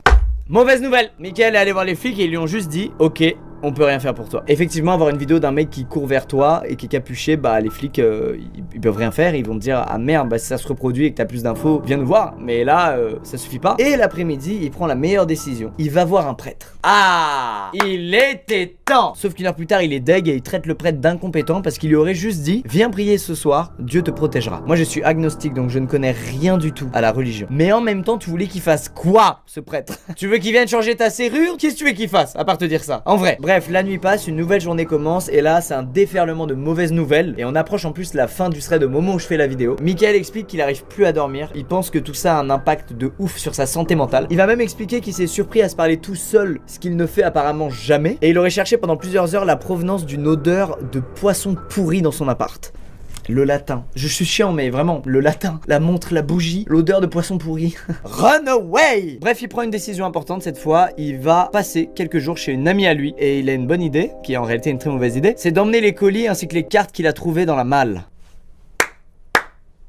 Tu t'es hanté tout seul et en plus tu vas hanter tes amis, bien joué. Il explique que si ce à quoi il pense est correct, alors il aura besoin des cartes et du reste. Mais à quoi il pense? Eh ben écoutez, je sais pas, et en plus on va pas avoir de nouvelles pendant 48 heures à partir de là. Mais il va quand même finir par nous en donner et nous expliquer tout d'abord qu'il va mieux, qu'il a profité de sa quiétude pour se reposer, qu'il a pu faire le point sur la situation. Il va aussi en profiter pour remercier tous les gens qui lui ont apporté des informations, qui ont essayé de l'aider, de le tirer de là, et que toutes les discussions qu'il a pu avoir avec les gens qui suivaient l'histoire l'ont beaucoup aidé. Quand il dit tout ça, on sent qu'il a compris le problème, qu'il sait ce qui se passe, mais qu'il peut pas trop en dire sous peine de se mettre en danger. Il va quand même admettre qu'il a fait une erreur, c'est d'ouvrir cette putain de malle, et que selon lui, le truc le plus logique à faire, ce n'est pas de refermer bêtement la malle et de la remettre dans la cave. Il pense que le vrai problème est ailleurs, que c'est quelque chose de beaucoup plus vieux, que c'est quelque chose qui vient de son arrière-grand-père, que lui, 100 ans après, il pourra jamais savoir pourquoi et comment ça est arrivé, mais par contre, grâce aux cartes qu'il a emmenées, il pense savoir où c'est arrivé. Là, on n'a pas une news depuis 6 jours au moment où je fais cette vidéo, et les derniers mots de Michael, c'était: il faut que je répare les erreurs de mon ancêtre, que je remette les colis à leur place. Je peux pas vous en dire plus pour le moment parce que j'ai peur qu'en vous donnant des infos, j'en donne aussi à ceux qui me veulent du mal, et je sais pas qui ils sont, mais j'ai pas du tout envie de tout risquer pour un simple tweet. Ne vous inquiétez pas, je vous tiendrai au courant de toute avancée dans mes recherches. C'était il y a 6 jours! Michael! Est-ce que ça va? Est-ce que c'est toi, maman, qui te trouve dans cette malle et qui va gratter la paroi de la malle comme ça pour faire peur à son prochain propriétaire? Putain! Eh bien écoutez les amis, je crois que nous arrivons à la fin de ce thread au moment où je tourne cette vidéo, et je trouve ça très cool qu'on n'ait pas encore la fin. Ça faisait longtemps qu'on n'avait pas fait un thread où des histoires autour du diable, de la religion, des sectes, des reliques, de la sorcellerie. J'avais envie de faire ce thread aussi parce que j'ai reçu, après avoir fait pas mal de vidéos sur les trucs d'horreur, etc., beaucoup de mails de gens qui